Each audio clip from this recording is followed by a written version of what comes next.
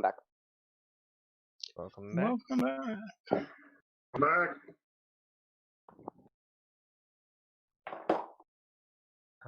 Okay.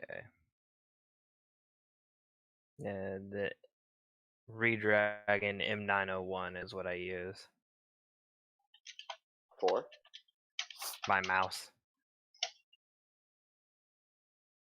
I have a shitty $5 off-brand mouse I bought on Amazon. Same.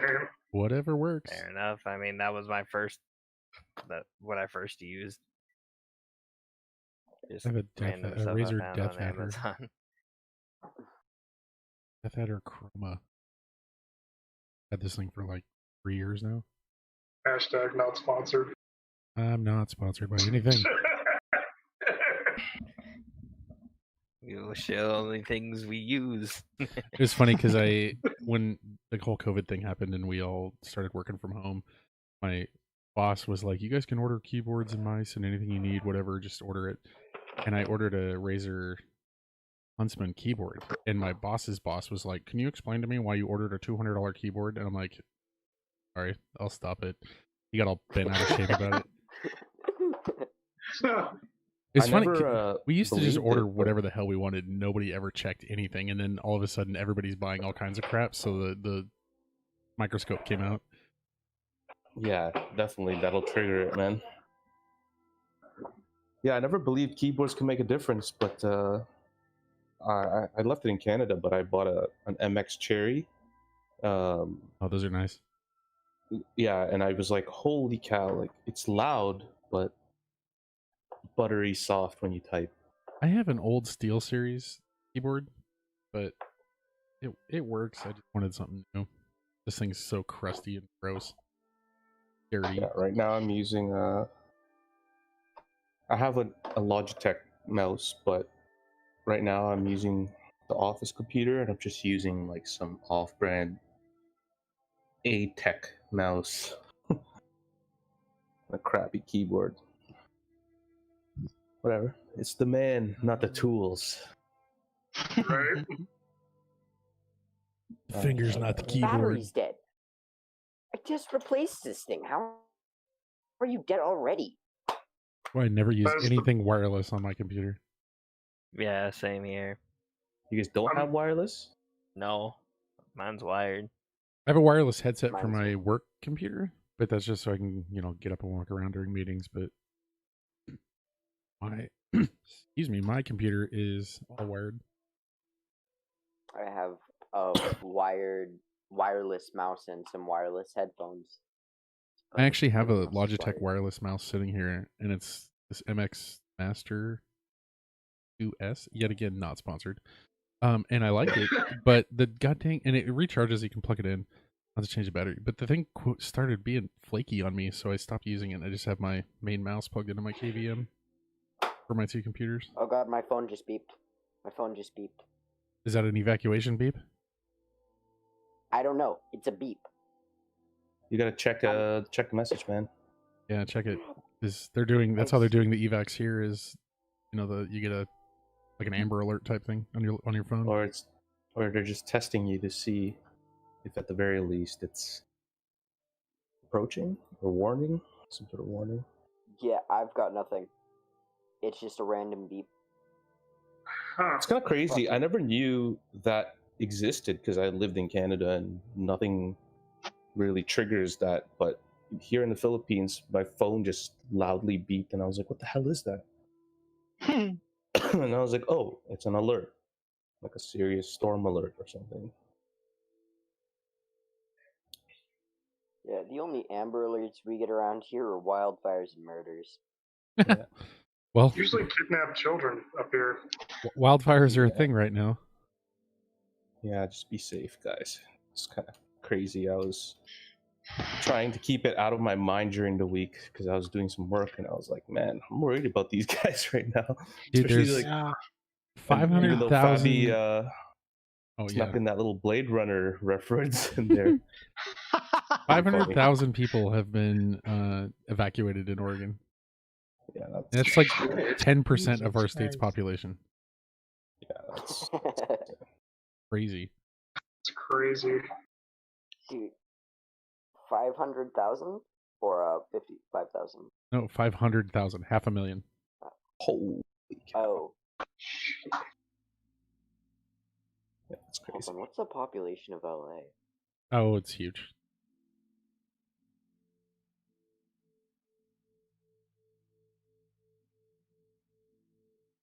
$4 million. So there's 4 million in my whole state. Oh wow, that is crowded. Dude, most of outside of like Portland and Eugene, most of Oregon's pretty rural, very farmlandy, and actually a lot of desert too. You guys need forklift drivers? Probably. I don't know. Everything's on fire right now, so I don't know if you want to come up here. Just I could buy my show time. off. Get some thick black frame glasses. Show off your tattoos. Grow your beard a little more, Exactly. and you'll get hired immediately. The dream of the '90s is alive in Portland. Tall socks and shorts. Yep. Maybe bring back the chain wallets. I do not. Well, there's Act tons like of, I don't already dress like that. I do not Yeah, have that's tall true. socks. And Alright, I'm back. I'm kind of an Hey, welcome anti-hipster. back. Yes. There he is. I'm just still looking out for this fucking driver. You expecting a delivery? You should Buy just yell at food. him. That was me Be last like, week. You're getting in the way of my D&D. I think he's here. It took an hour to send a My pizza. dog Like just went crazy. I I'll live like be right back again. 4 miles from the pizza place, and it took an hour to get here yet last week. Tonight I ordered Dude, you from the same haven't- place, and it took 20 minutes. Seriously, there's a Domino's literally right down the street from my house. I Domino's ordered is great. pizza there yesterday. You know when it got here? It got here this morning at 2 a.m. That's crazy. I didn't even have to pay for it. They just left it on my doorstep That's at ridiculous. 2 in the fucking morning. So did you end up with a smoked pizza in the morning? But I mean, What? I'm 2 in the surprised a morning is the raccoon. best time to eat pizza. I'm surprised like a raccoon or something didn't just snatch that thing up. Yeah, we don't have raccoon problems here. We have No? gang violence and heroin, but Oh, okay. no raccoons. So that's a plus. That's surprising. I thought raccoons were pretty much in every inner city. I guess it depends on the area. I got raccoons. I get little mud paw prints on my front window where they try to get to my cats. Like they're trying to high five. They're super clever. Like I never believed it, but I've seen them like do all sorts of crazy shit. I really want a trash panda for a pet, but apparently, according to California law, you need a license for that, and you need to be 18 to get that license. That's an I've never odd been. rule. So I've never been so disappointed by California in my life. Must be like an If exotic there's a pet reason or to something. be disappointing. That's it. In Canada, sorry. you can't even kill them. You have to you can't even trap them really. You're allowed to just haul them. But you gotta call a professional to like haul them. However many, whatever the minimum distance is, like 100, like 50 miles from your house or something like that, or outside the city. I am back. My package arrived as well as a fresh batch of propaganda. Fresh package of propaganda. Oh yeah, you know Alright, those got like my it's food. election year, so we're getting all those like propaganda posters like Josh Harder is going to feed your dog to the homeless. Oh yeah. That should just go I've seen straight into my ads trash like that. can. Or You know what I'm saying? my recycling bins. Excuse me. Well, all of them except for one that I have hanging up in my bathroom where it was like a picture of like this politician putting on a rubber glove. I just cut that out and then put it right on the inside of my bathroom. So as soon as you come in and close the door, there's just a picture of a guy with rubber gloves saying bend over. Specifically the guest bathroom. That's rude. just know you might have something like that be a prank in this game now. I look I've got forward to minor it. illusion. I got minor illusion. My internet cut out as you were explaining that, so I know nothing. It's going to be a minor illusion, but it's going to be Prostate a major exams. felony. That's all you need to know. That sounds like a It's gonna. DM. I didn't hear that, and I'm using air quotes when I say that. It might be a minor illusion, but it's going to be a major felony.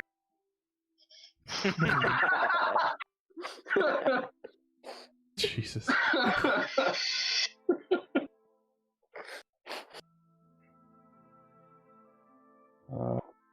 Okay, everyone all good to Well, go? Yeah. Yeah. Yeah. And I will whatever. say, Yeah. at the very Yeah. least, even though the guy was late, he gave me a free pizza. So Oh, sweet. Excellent. Whoa. Really? You trying to Like just a free slice or the whole thing? well, I don't think I can mail it to y'all. He probably forgot But to give now- it to the last guy before you, and he's like, "Hey, here's a free pizza."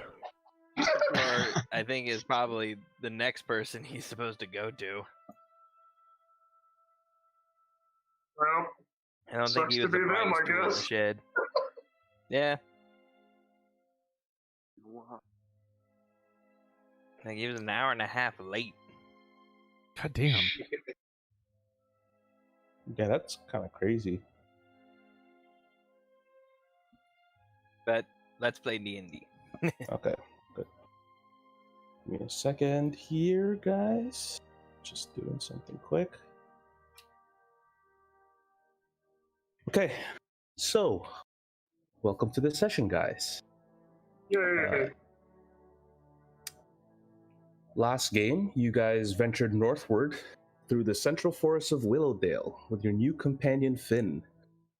Eventually, finding the river, which you guys had seen on the map, and served as a guide towards the wharf. The forest smelled of cinnamon and was relatively safe for the most part, though there was no clear path directly within the forest itself. Though the journey was quiet, you arrived eventually at the mouth of the river and decided to spend the night near it with the calming sound of water nearby. The next day, you guys get a nice early start to the day, continuing on until you're eventually forced to cross the river. Before doing so, you hear noises nearby, most notably large thuds that you had heard in the previous days, and decided to investigate its source with some trepidation. Rotar eventually overhears a small group of humanoid creatures speaking a mix of Orcish and an unknown language. Staying close to the trees, a few of you proceed forward and spot a small troll encampment guarded by two massive hill giants. And you conclude that this must have been the disturbance that Finn had experienced as well, and what you guys had heard before. The trolls had brought a giant snake to the camp, and while the rest of the trolls had began harvesting it for food, Rotar approaches and attempts to negotiate for safe passage. However, even with the whole party's help, or most of the party's help, you guys failed to convince the troll leader to let you through, and a fight ensues, which through solid teamwork, you dispatch the trolls first. Alistair incapacitates the dangerous giants, and the rest of you begin your onslaught. The giants come to their senses after the battle, after the fall of the shaman, and realize that they had been charmed by the troll, and you guys convince them to help you, at least protect the forest in some way. And with the passage to Willowdale clear of any threat, you guys eventually arrive there safely. At the wharf, you split your duties, some negotiating for a boat to Ecclesia while others purchase supplies for the long journey. Eventually, you converge at the Queen Emerald, a large boat-turned tavern to share your findings in Willowdale Wharf, with both groups managing to secure a ship and a crew. The night is coming to an end. A small spat breaks out between the party, not mentioning any names, that stirs a bit of chaos with the patrons, causing the wharf's water baron to lose his temper, as well as lose his temper due to his sister's birthday being disrupted. You attempt to calm tensions for this discretion, but the Water Baron is inconsolable until his sister decides to intervene and decides to hear out what you guys, or at least bring to the table for the discussions. You find no common ground while negotiating, and the Water Baron demands that you retrieve a staff for him. Unfortunately, you learn that the staff's owner is Savos' father, Kodlak, and finding no other option, you agree to the terms, and the Water Baron offers entry to the Carissa, a cargo ship bound for Ecclesia. It is 13th of Tentrovin. What do you guys want to do? So I'm gonna go do that thing that I mentioned to you, but I'm leaving everyone else open to do whatever the fuck that they want to begin with. Okay. I think Alastair and I went to go find the passage on a boat, right, while everybody else went shopping. Yeah, and then we all you met converged. up here Yeah. and had that. I think I wanted to go. Shenanigans. I wanted to go check out that store or one of the stores and see if there was anything there I could use. The gunpowder seemed to be very interesting to you. I don't know it's there, but yeah. Yeah, as a character, not Yes, player. exactly. B. So if you guys want to go and do that, if anyone's going to go join, Yeah. it's up to you guys. You can leave it to the next day as well, but it's up to you. I would probably be leading Savos by the scruff of his neck towards Brotar. I mean, that can wait till tomorrow if you want to. I don't care. Well, tomorrow morning we're leaving out, and I That's got true. shit I want to do tonight. Okay.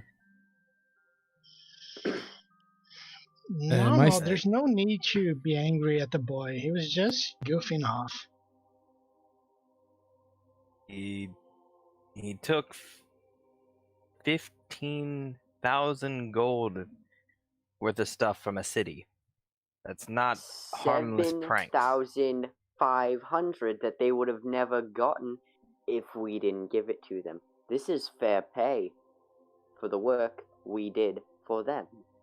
See, there you go. Perfectly reasonable explanation. It should have been theirs to give us. They did not allow us that. And I don't care. We did good, honest work, and I got paid. You mean the honest work where we set up a whole organization to try to frighten the town to try to get that gold? Don't read into the details. It's good, honest work. For the most part. I say let the boy pay by everyone around, and everything is okay, and we can forget about this whole thing. What do you think, Brotar? Well, I'm a little pissed that I had to give mine back and he got to keep his. But on the same hand, I guess we can use it.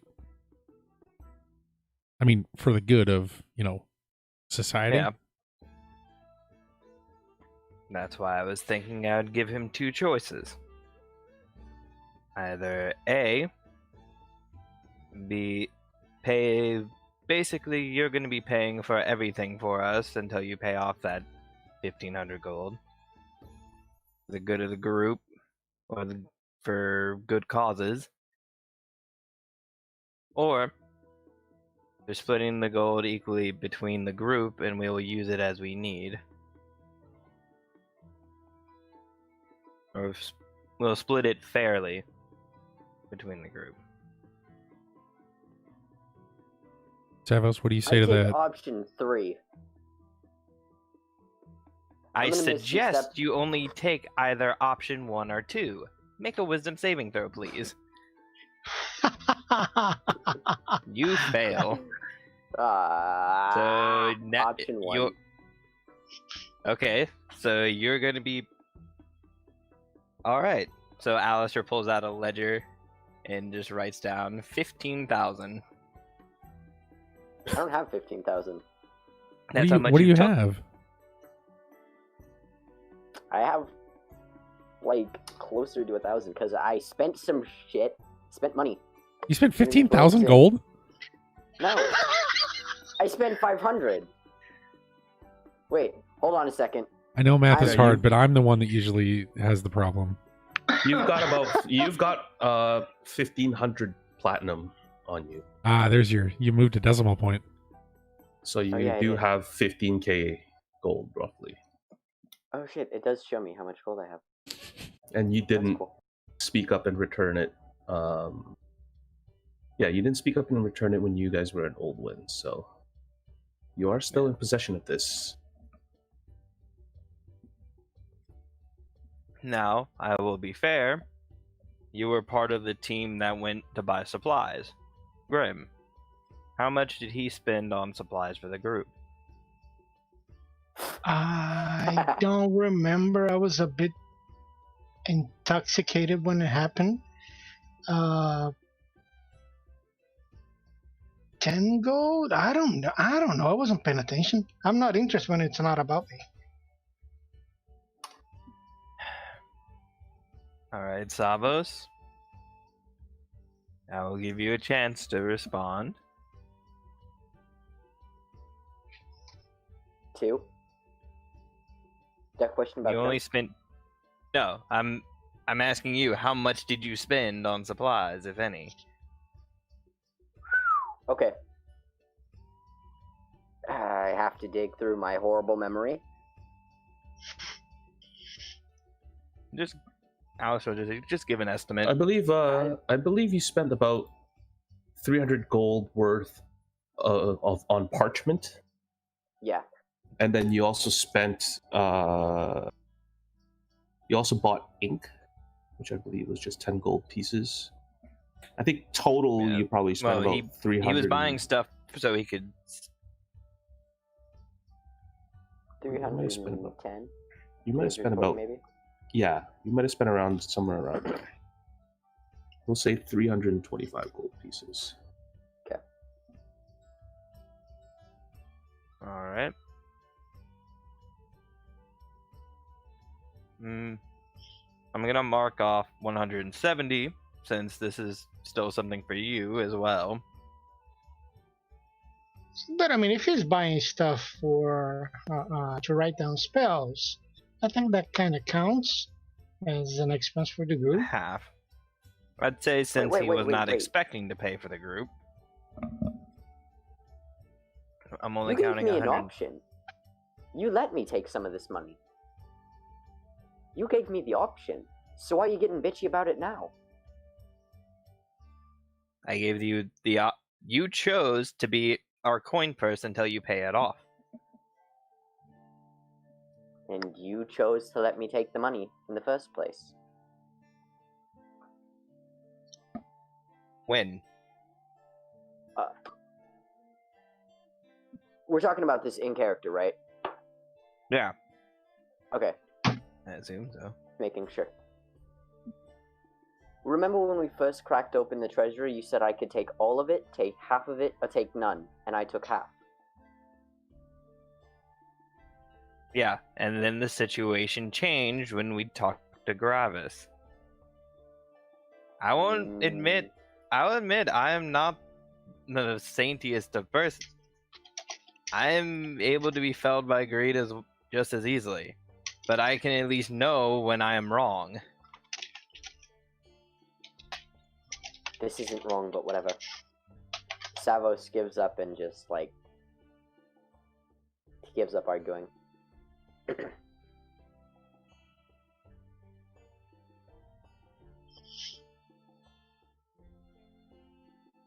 Wait, what? What? Are we getting drunk? Are we getting drunk? I mean, not you. You're like 14, like the rest of the party. I think he's older than Alistair, technically. Yeah, Yes. but he's like a half elf. That was That's his like 8. They only Half-elf live to be says as about well. 250. Yeah. Again, so like 8. I am legal No. in human laws, so it counts. I am making a conscious decision right now The child will not drink, so long as he's traveling with us. The rest of us, we're getting hammered. But the You're not my child mom. paying for the liquor. What? If I have to pay, I'm getting wasted too. You're not my mom. No, Alistair is your mom. Clearly.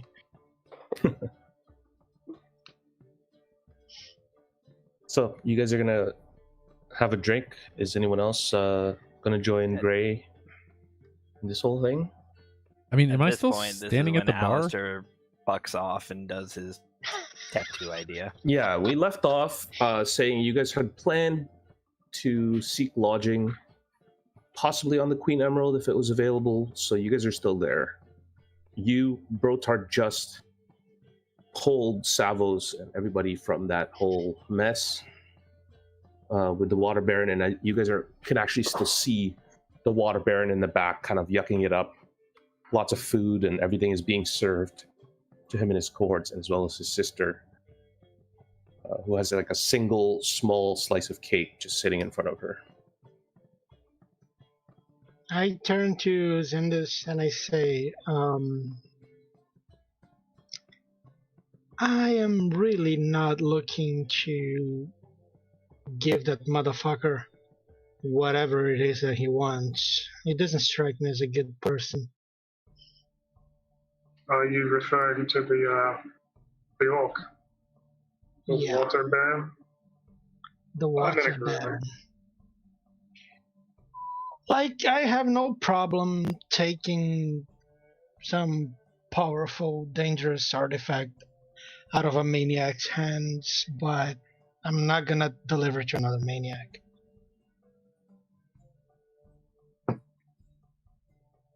I am no Anyone man. who no wants man's power dog. so badly should not be allowed to have it. Agreed. Furthermore, I am no man's dog.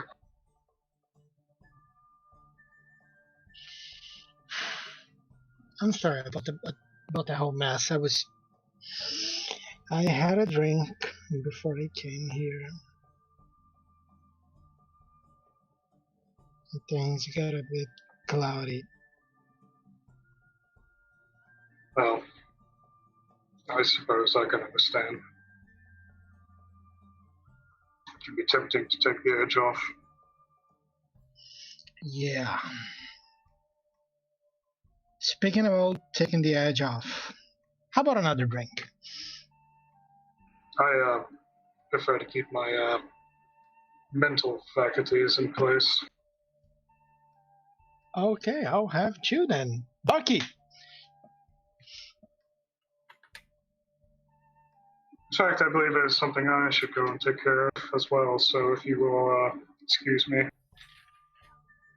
Try So not you, to. you call the barkeep, Yeah. and a small, very thin woman shows up. She's got long white hair, but looks very young, regardless of her hair color. She comes up to you and says, "Yes, fine, sir." But do I still look like Endio? That's a disguise self that you casted, right? Yeah. Which How I long believe does it last? lasts for Like an about hour. An hour? Yeah, I'd 1 hour. say, yeah, unless you dropped it, you've probably still got about like 10 minutes left on this. Nah, fuck it. I say I still look like him. Okay. 2 whiskeys. Then I drop like 5 gold on the counter. She just rakes it up and says, "Right away, sir." And she darts off in a huff. She kind of storms right out, getting on it. Is anyone else going to do anything while Gray is having a drink? I'm heading out. Heading out? Okay. Savos, Brotar, I'm going Alistair. to go away from the bar as to avoid paying into Gray's alcohol addiction. Okay. I don't know. Alistair, Brotar? I'm gonna walk out and put my arm around Savos and say we need to go to the store. And Alistair, are you gonna stick around as well, or are you gonna head with them? Alistair went off to get his tattoos. Oh, okay, right, got it. So, I'll say, just to make this a little easier, we'll get the store stuff out of the way first. So, Grim, you got the girl returns immediately with 2 shots of whiskey, and you look around, and all your buddies are gone. They just took off on you.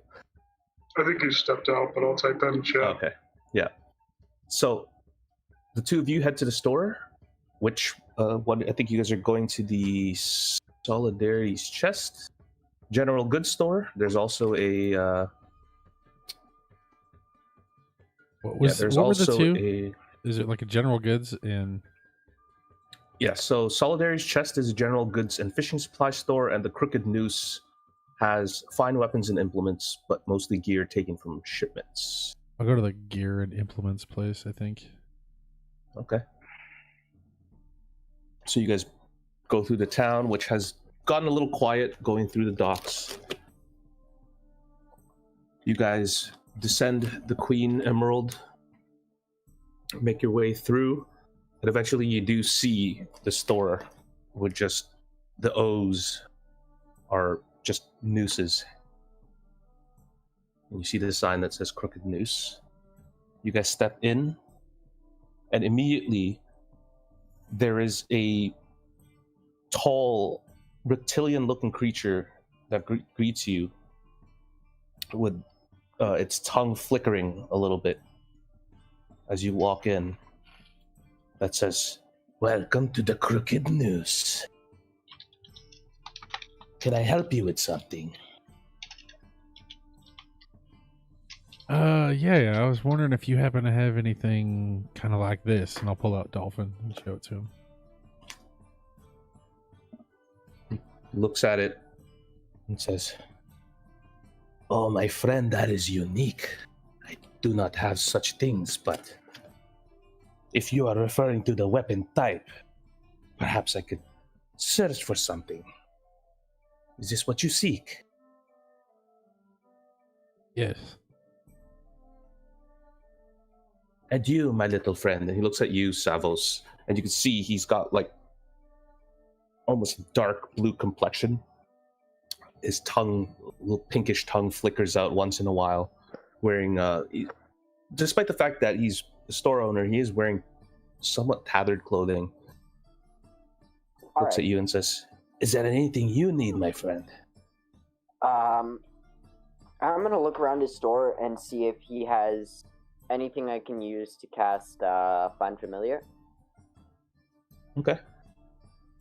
Like you're just gonna start browsing through whatever's there? Yeah, I'm just gonna look at it and say, I'm just looking for now. And then I'm gonna just look for now. He See just if I find doesn't anything say anything, he just nods and moves to the back for a little bit.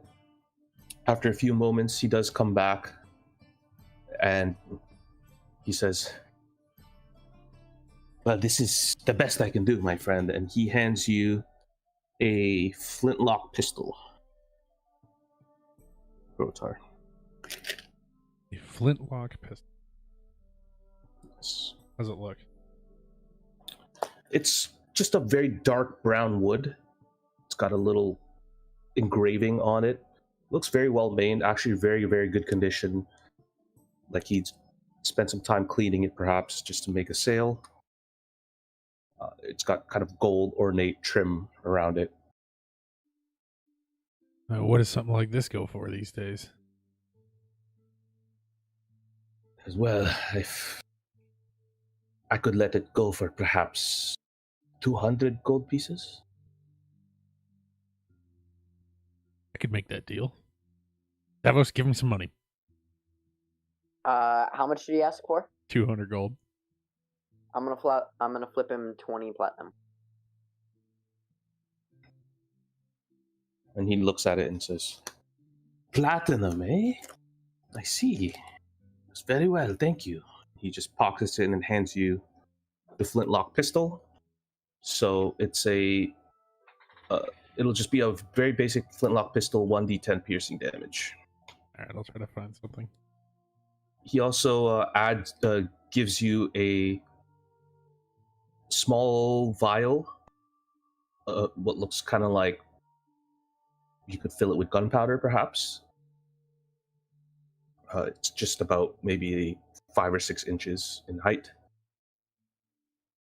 And he also gives you a little rod that comes with it that you'll use to just push in any like ammunition that a you have. ramrod.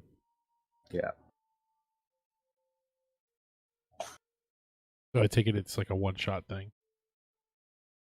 Yeah, it'll be 1 shot. Yeah, per reload, but it does do quite a bit of damage. So. And what was it? 1D what? 1d10. And Savo, so you're gonna look for something specific? Just anything regarding your Find Familiar spell? Yeah. I'm trying to find the description for it. Yeah, go ahead and roll a perception check for me. Perception? Okay. Yeah. 10 GP of Charcoal, Incense. incense, or herbs. 14. You do look around and you see he's got lots of herbs actually around, despite the fact that it's mostly weapons that are on display at the store. There are also other things that are kind of look almost like decor, though it's odd because sometimes there's the decor looking things are beside actual items that should be on sale. But he does have herbs that are just sitting in pots around the whole place. Okay. Rather, it's in bowls, rather, actually. I'm just going to ask him if he has any of the stuff that I have that I need, or will I be able to recognize which herbs I need? I'll say if you want, you can ask, but he does have quite a multitude of just bowls of random plant. It looks like herbs. Right. Okay, well, I'm reading the description, and it just says herbs that must be consumed in a fire, so I'm assuming it doesn't matter. Yeah, it wouldn't matter. It would just be, you just need a lot of it. Okay, then I'm going to buy, is it 10 gold pieces of charcoal, and then 10 gold pieces of incense? Or is it 10 gold pieces? I think total 10 altogether. Yeah, total it'll be altogether? 10 gold. Yeah, so a combination of all those things would be okay, or a single source. Okay, then I will buy everything, and for the herbs, I guess, does he have lavender? Make a nature check. Just Nature. Just for my own curiosity. Fuck. 5, he does not have any lavender on the premises. They're mostly dried up, what look almost like oregano. They're just like very small. Some dried kiwi. Yeah. Seaweed. Bleh, Seaweed. Yeah. Nothing that gives off any sort of nice smell or anything like that. No flowers, just mostly dried leafy herb. It's not a weed shop, guys, but I'll grab you know. I'll grab some oregano. Okay. You have prestidigitation. What do you need spices for? I don't know. I like the smell of lavender. So does Savos. Fair enough. So if you're gonna do that, you can buy the 10 gold worth of that specific thing, or you can mix it up and look for incense and charcoal. It's up to you. No, 10 gold pieces worth of everything. So like in total, 10 gold of everything. Okay. You do ask him, and he does seem to have charcoal and incense as well. In fact, the whole place kind of just smells like incense. So I'll say just go ahead and mark that you have 10 gold worth of, about 3 gold worth of each, we'll say, just to keep it even. And 3.5 I'm gonna or so. ask if he has any spell scrolls or magic items. He looks at you and he says, "My friend, I'm glad you asked. I have something of very, very good interest for someone like you. Hold on." And he just takes off in the back And after rummaging for about 5 minutes or so, he comes back and he's got a chest. It's a pure black, very, very dark black wooden chest. It's got a single red clasp in the front of it, so where the lock would be, looks just very red metal. And he says, if this is of interest to you, I could let it go for perhaps 800 gold, but you are not able to see inside. But I guarantee you will like it. I'm gonna slap down 100 gold and take the chest immediately. So you're going to put the full amount? It's 800. 800 gold. Okay, so that would be 80 platinum. Plat. Yeah. Yeah, okay, I'm gonna slap down 85 You plat better. and take the chest. Okay. So he goes, Well, thank you, my friend. I've been trying to get rid of that thing for ages, but you see, we don't have many people your kind just stumbling around here like that, but it was found in one of the shipments very recently, actually, so hope you enjoy. You just got loot boxed. if it is a loot box, then I am. If it is like empty, then I'm gonna steal my money back. I'll figure something out. I'm gonna go outside and open up the chest. Okay. So immediately you open up the chest. And for a moment, nothing really happens. Seems just like a regular chest. Oh, But you joy. do start feeling a little weird. Just a God. little bit weird opening it. Something very odd about opening this chest. I'm I need you going to make a wisdom save, please. God fuck damn me it. sideways. 18. 18. So you feel a little strange, like perhaps something about this chest feels off. It just looks off. It doesn't seem natural. But you do open it, and inside you do see a multitude of scrolls. There are about 6 scrolls inside of it. All Yeah, those different. worth it. They're all sealed differently. Each one has a different colored seal on it. But they're nicely and neatly displayed out, and the inside almost has like a red fabric lined interior, and each scroll sits on like a dip inside, so it's almost molded like it's got 6 dips for 6 scrolls. Can I quickly cast Identify? If I cast Identify, can I get like all 6 scrolls in one go, or do I have to do them individually? I believe you could take ritual cast it and do that. It would take. If I'm not I mistaken. think it is. It would one be at a time. one at a time, but I'd say through the night if you want to stay up for another hour or something, you'd probably be able to do it. Yeah, then I'll just stay up and ritual cast it. Yeah, it'll Okay. take you 66 Six- minutes technically. Yeah, 66. Yeah. So, okay. So we'll get to that before you get your night's rest. Brotar, is there anything else you wanted from this place, or you're good? You don't happen to have any gunpowder, do you?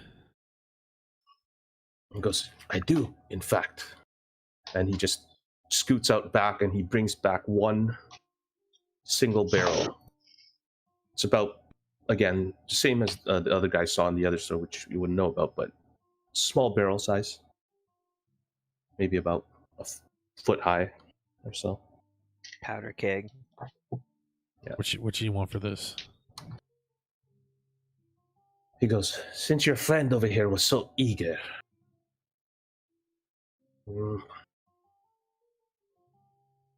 I'll give this one to you for 200 gold pieces. I'm gonna slap down another 20 plat. You're learning, son. I didn't have to tell you. And he goes, very well, since you guys have been the best customers I've had in, well, possibly ever. Not very many people trust me in this place. let me throw in something for you. And he gets a few small cases that he hands to you, Brotar, specifically. And he says, these are, I've been told, I haven't had a chance to test it since I'm not a fan of those things. These are possibly very dangerous, but consider it a gift. Do I get any sense that they're like magical? Do you have Or a anything? way to detect magic? You have a detect magic? No, I don't have Identifying, anything. like, in the DMG, if you touch something, you can tell if it's magical. Yeah, like, are you gonna identify? Yeah, I'll just The quick boxes? cast identify on it right now. Okay, so you're gonna burn a spell slot. Yeah, burn a spell slot. Okay. And cast The identify on case, the cases. He handed 2 cases to Brotar. They are not magical. Neither of them or anything in them? Neither of them, and nothing in them. Alright, so does that take up 2 spell slots or 1? I'll say, just for the sake of this, just use 2, since I think you guys are gonna get some rest at some point, anyways. Yeah. Mm-hmm. And he says, well, if there's anything else, it's getting late. I'm about to close, actually. This was the just the gun, or not gun, but weapon and armor shop, right?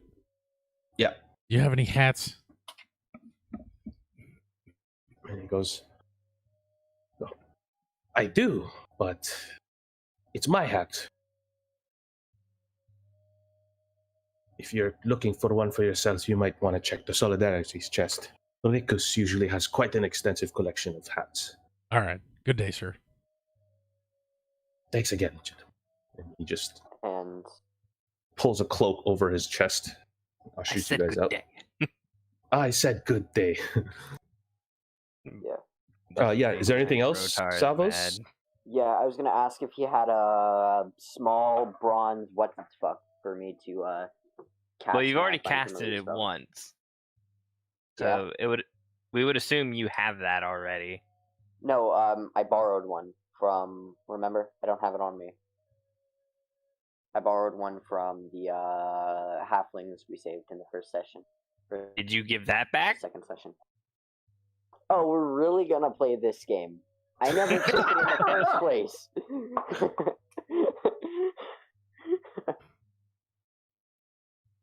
So yeah, what were you gonna ask him? If he has Small brass blazer thing, whatever the fuck. a brass brazier? Yeah, small because brass that's what you have to burn it in. brazier. And by firing a brass brazier. He's got. You could see, like, behind him, he's got one small, really tiny one, almost the size of like an ashtray or something. But it's currently burning some incense inside of it. Damn. So he says, well, it's for my establishment, I hope you understand. I couldn't give I'm it up. going to pop down 10 platinum, and is this enough? Make a persuasion check with advantage. Persuasion. Yeah. 7 and 7? persuasion? Yeah. Okay, what the fuck? It's not rolling in there. It's okay. Just give it a sec. Persuasion. Roll in the game. 7-4. There. He says, I'm sorry, my friend. This has been with the family for a long time. I couldn't possibly part with it. That's fair, but is this enough to just let me borrow it for an hour to cast my spell, and I'll give it right back?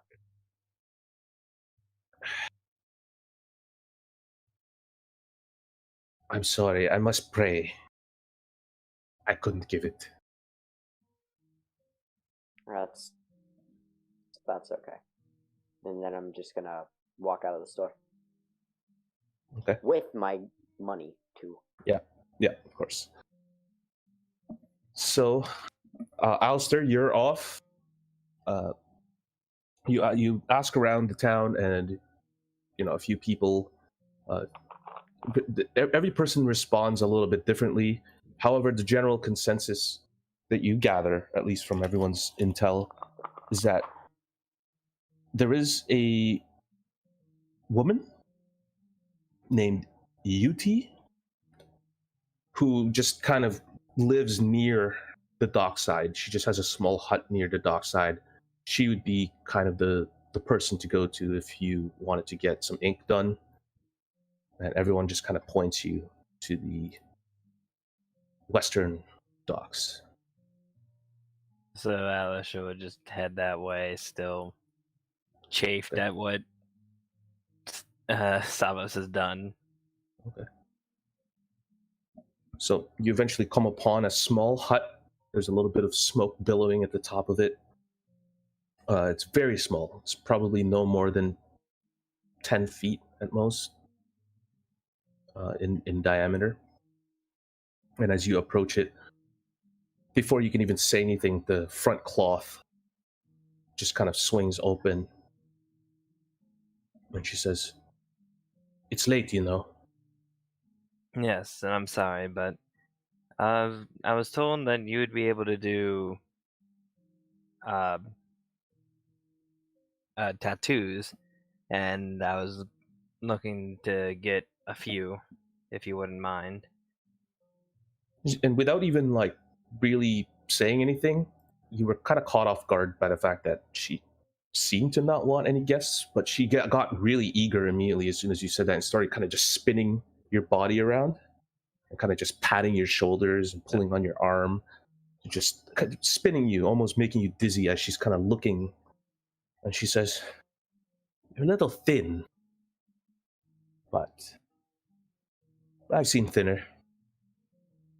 What is it that you're looking for?" And he'll explain what I told you last week. Yep.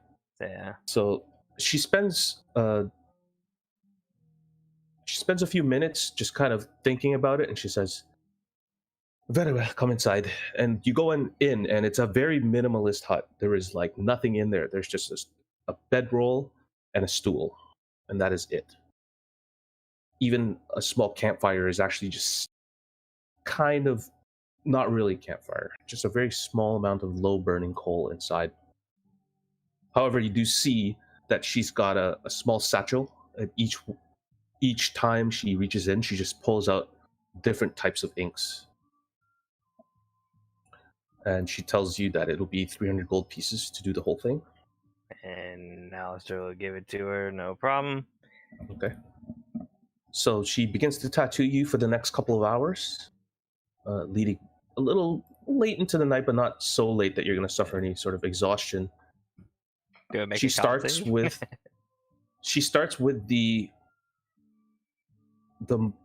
simplest one, the ones on the back.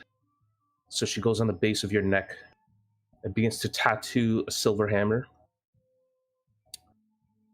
with a cross with a rainbow feather.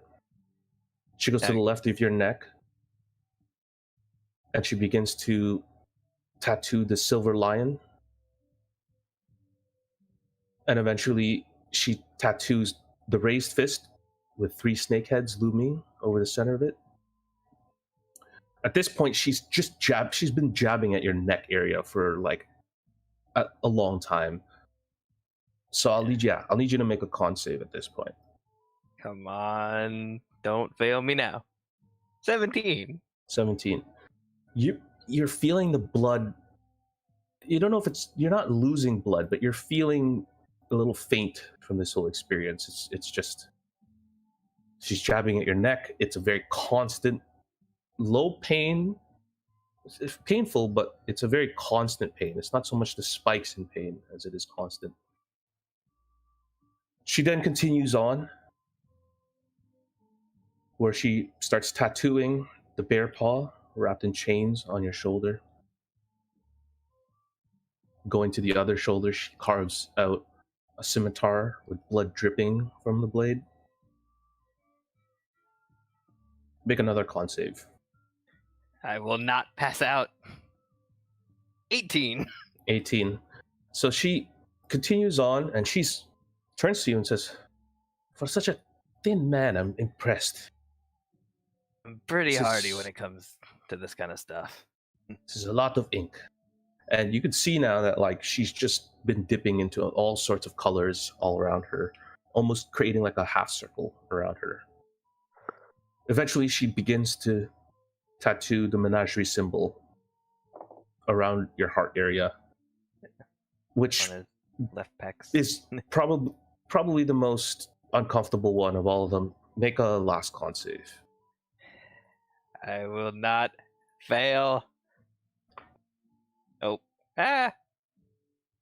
I accidentally clicked the thing. It's okay. 15. 15. You're feeling very tired at this point. Something about this process is exhausting you, but she eventually kind of picks at you one last time and pulls out a small pocket mirror. It's hard to see everything at this point because it's such a small mirror, but you feel a sense of elation seeing your blue skin covered with this ink. She's done a good job of just contrasting the different colors with your skin color so that it's very, very visible. She says, "Well, I am tired, my friend." Yeah. I understand. Thank you for taking me in at the end of the day. Please And be before she lets you go, she stands you up with your body covered in tattoo, and she holds her hand out, almost two hands over your face. She doesn't touch your face, but she just holds it over your face. And you almost feel like a sense of energy coming from her as she just begins to mutter, almost a droning, singing sound. Until eventually she slaps the two tattoos that are on your shoulders very hard, very painfully, and she says, "Okay, you're good." All right. Thank you. And I'll walk out, trying not to be rude. Okay. Just thinking, what the fuck was that about? I think he's just so as thinking that to you- himself. Yeah. He'll put on his shirt. Eventually, are you going to head to, I guess everyone so far except Zundis is going to head to Queen Emerald? Wherever we're staying. I don't know Yes. if we have a place to stay yet. Yeah, I don't think you guys have a place to stay yet. Yeah, my sending stone doesn't have any charges spent. Yeah, I I don't think. Yeah, I think it was blown.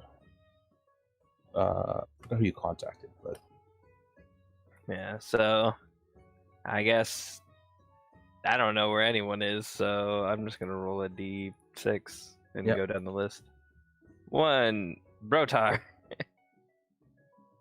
So he'll message Brotar and saying, "Do we have a place that we're staying here, or where do you want to meet up?" I guess back at the bar or the Emerald. All right. He'll be on his way. I have Savos with me. Yeah. I can still send that.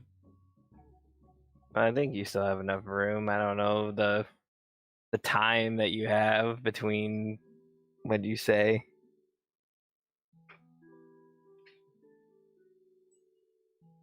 so the rest of everyone's basically going to meet up at the Queen Emerald at this point, right? That's where Alistair is going. Is Save me, obviously. is Gray around? Is Fabi back? Yeah, Yeah. I've been here the whole Okay. time. So I need you to make a Constitution save for me, please. Me? Excuse me. Yes. Yeah, you're getting mad drunk. Okay, don't fuck. Oh, 10? shit. So you guys walk Moderate. into the bar, and there's just lots of noise. There's people yelling, making all sorts of a ruckus.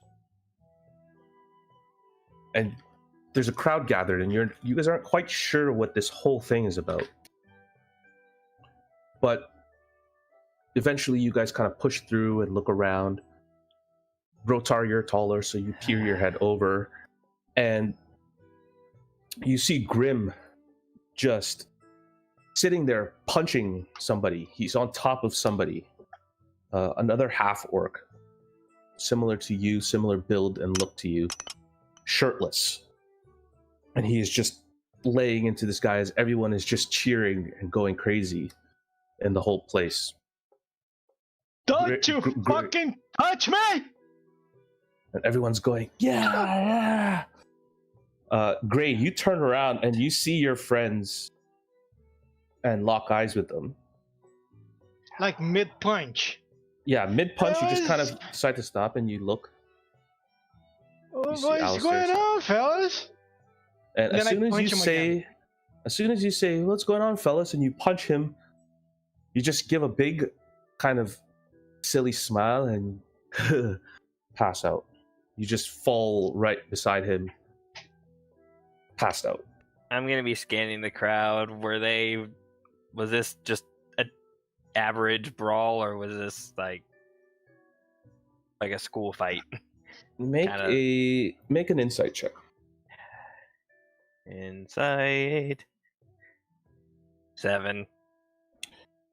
The best you gather, I mean, the circumstances are very strange, but it looks just like Gray got wasted. Possibly someone picked a fight with him, or he picked a fight with someone, and this is where you guys are. So, but he's just on the ground snoozing, passed out at this point. Wait. Who did Gray get in a bar fight with? Just a random. Oh, okay. Mr. Rando. Alistair will pick him up, like try to slump him over his shoulder, get him up, say, "Hey, buddy, come on, we need to go to sleep." And Alistair is internally screaming in pain because right where he slumped, Gray's arm is right rubbing on your the tattoos. Yeah. I'll go help out Alastair. You Carry look him. pretty. Oh, okay, yeah, let's get you some sleep. He just pats your face. Who was it that was supposed to be watching the drunk? I'm gonna slowly back away. Even though I know it's not me, I'm gonna slowly back away. Make a stealth check. Oh yeah, I have a -1 to that. This can go well. Ooh, it's not 15. bad. Am I conscious as I leave the bar? You're like half conscious at this point. Like you've got no conscious faculties enough going. to cast a spell? I'll say make an intelligence check at disadvantage.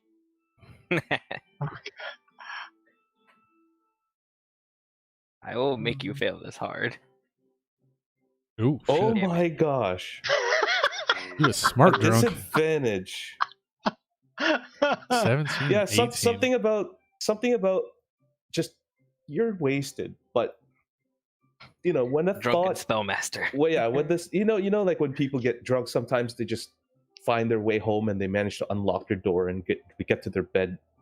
This is almost like just by sheer habit you're able to cast a spell. What are you going to try to cast? As soon as I'm leaving the bar, I cast darkness right in the middle of the room. Okay. What is the what's the components for it? Is it verbal? Bet for a drop of pitch or a piece of coal. It's verbal and material, so there is a material component? Yeah.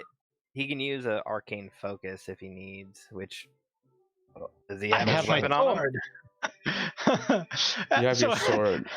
As you're dragging me out, you see me casting the balancing scar, and then I say something to it, and the bar goes dark. Yeah. So everyone just kind of gasps for a moment. At this point, you guys don't see the water baron there anymore. He's actually gone. However, Can you in that just moment, nod for 5 minutes? What? I didn't do it. In that moment, Luann comes up to you, Brotar. You don't even see anything. You just feel a tap on your shoulder. And she comes up to you and says, "Well, I sure hope you're going to babysit your friend this time." Yes, I'm sorry.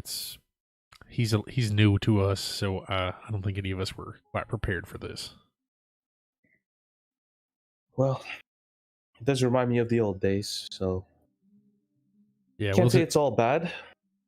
How long is Grim able to keep concentration on the spell? Well, Grim's not Gray, here. Or Gray? Fuck. I believe the concentration is This is 10 minutes, I think. up to 10 minutes. Yeah. Hold it. Just being sloshed and drunk, is he able to stay up?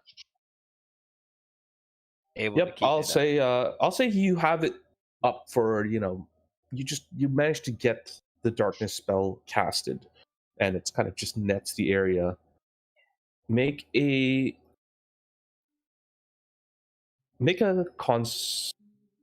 save for me. Actually, yeah. Like a con save? Yeah. Yeah. Just to see how. Get that nat 20. Oh, he did. I'm sorry, at disadvantage. Okay. Yeah. Ah, But Okay, yeah, gonna just because be you're there still in drunk. 10 minutes. Just because you're still drunk, so it is at disadvantage still. Aw. That sucks. Yeah. I'm hoping. I'm So all for chaos, just Alistair.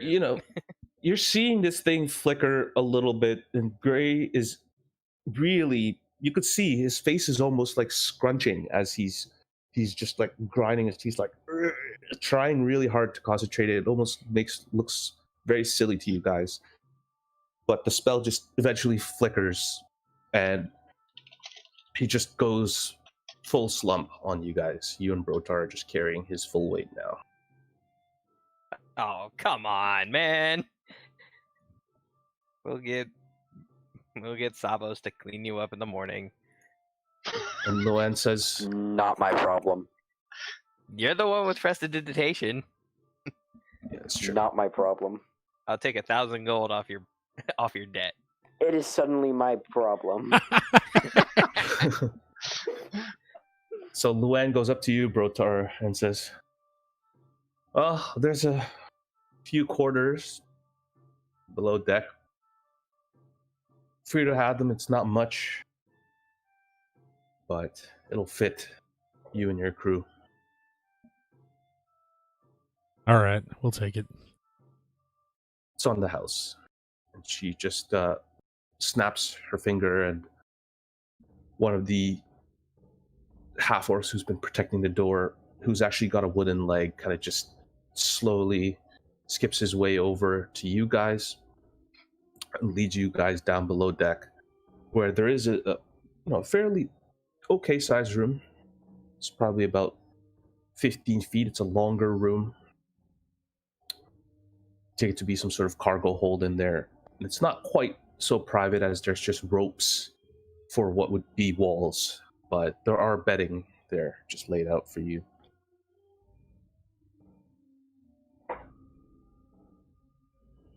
Zundus, you Yes. are wandering the town. yes. What are you going to do? I am specifically looking for some sort of shrine Shrine, okay. or, place of worship. Make Yeah, a exactly. make a perception check. Are you pulling a jester right now? I do not know. Yeah, make a perception. We'll see. 11. So you ask around and you look around, and there doesn't seem to be much of a shrine in the sense of a grand shrine. However, you do see, though you don't know where Alistair went, you do see a hut with a little bit of smoke billowing out of it. Except this time there's a woman standing outside of it. Same old woman who was in this hut is outside, and she has created some sort of small effigy of some sort that's just on the docks itself, like on the boardwalk almost. A little bit of sand are on the planks, and it almost looks like where the boardwalk would meet the kind of beach area of these docks, the ground, if you will. She's just built a little sort of effigy there. She like actively worshiping at it, or She's just staring at it, and it's actually just kind of like looking out in the ocean as it sits about maybe 3 feet in front of her. So I'm not going to bother her specifically, but I suppose I will go over towards the shore and sit down myself. But okay. Not terribly close to her because I want to be alone. Okay. So I'm just going to take his mask off, sets the scimitar handle in front of him, and sort of looks up at the sky. Okay. I don't know if anyone's listening. Who I am and what I have done is known to you, I'm sure. If those who worship God say it's true about your kind being omnipotent. I will not waste your time or bore you with details if you are in fact listening at all. I was not a good man. I did many horrible things in the name of love, because it was what I was raised to do. I was a dog. It was my only purpose in life. War is all I have never known, and now I once again must walk that path for a second time. He kind of takes hold of the scimitar, sort of looking at it. I make this solemn oath so that all who are listening may hear my voice and hear my words. There will never be another Dirkdale, not while I still breathe. For your kind stood silent while I cut down countless victims in the name of my terrible goddess. I intend to act. Blood demands blood. I will not rest until I have stamped out the very memory of Kylos Corporation. So if you truly care for the people of this world, then lend aid to my mission. Or if you are as apathetic as I presume you are not to be, then stay out of my way.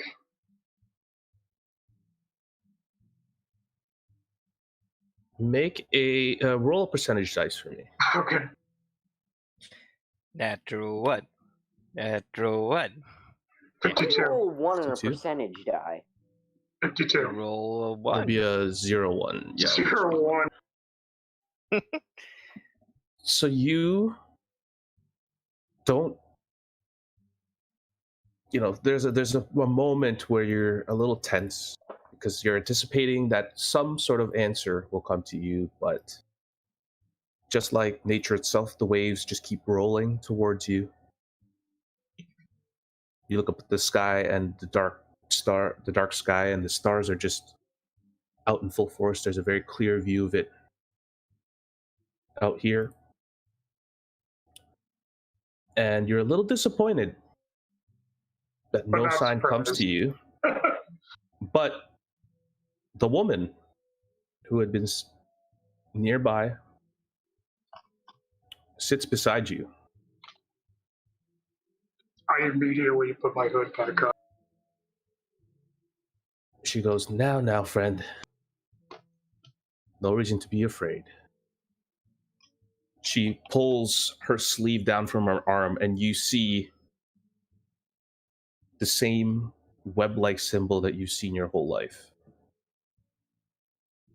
I put my hand on my sword and back away. And as you do, she says,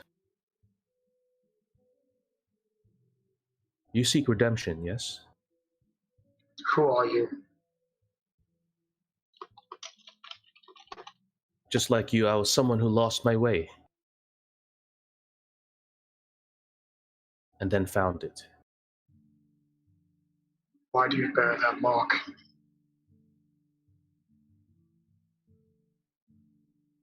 Once in my life, I did serve the Queen. I did get tangled up in her lies. The mother of lusts is unforgiving. And when she punishes, well, let's just say you want to avoid that end. I know that all too well.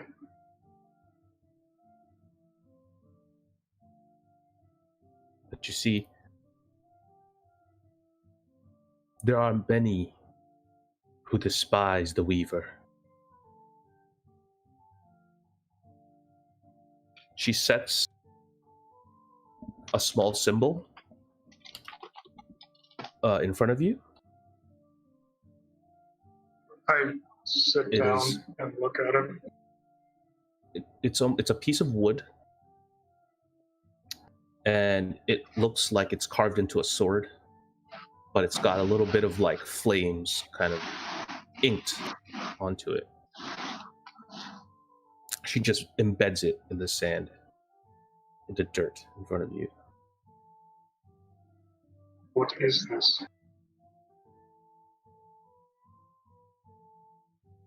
She says,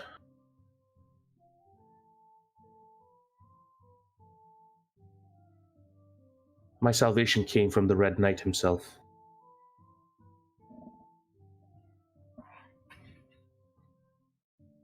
I'm not familiar with the Red Knight. Well, he does not make himself known to everyone, but from what I've heard and what you said, you were a combatant once, yes? I was. I was a slayer. A murderer. Were you honorable in battle? I'm a drow. There's no honor in the way that we wage war. Well, perhaps times change.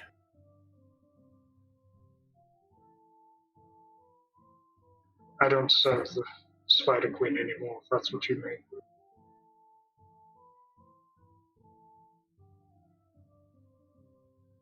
It grows late, my friend. The morning is anew. Tomorrow, and the day after, and the day after. Perhaps the Red Knight will find you once, or perhaps he may never come. That will be up to you. And immediately before you can even say a word, she just gets up, holds up her hands to the sea, and immediately goes back into her tent. I'll take up the effigy, study it over, and then put it back in my cloak.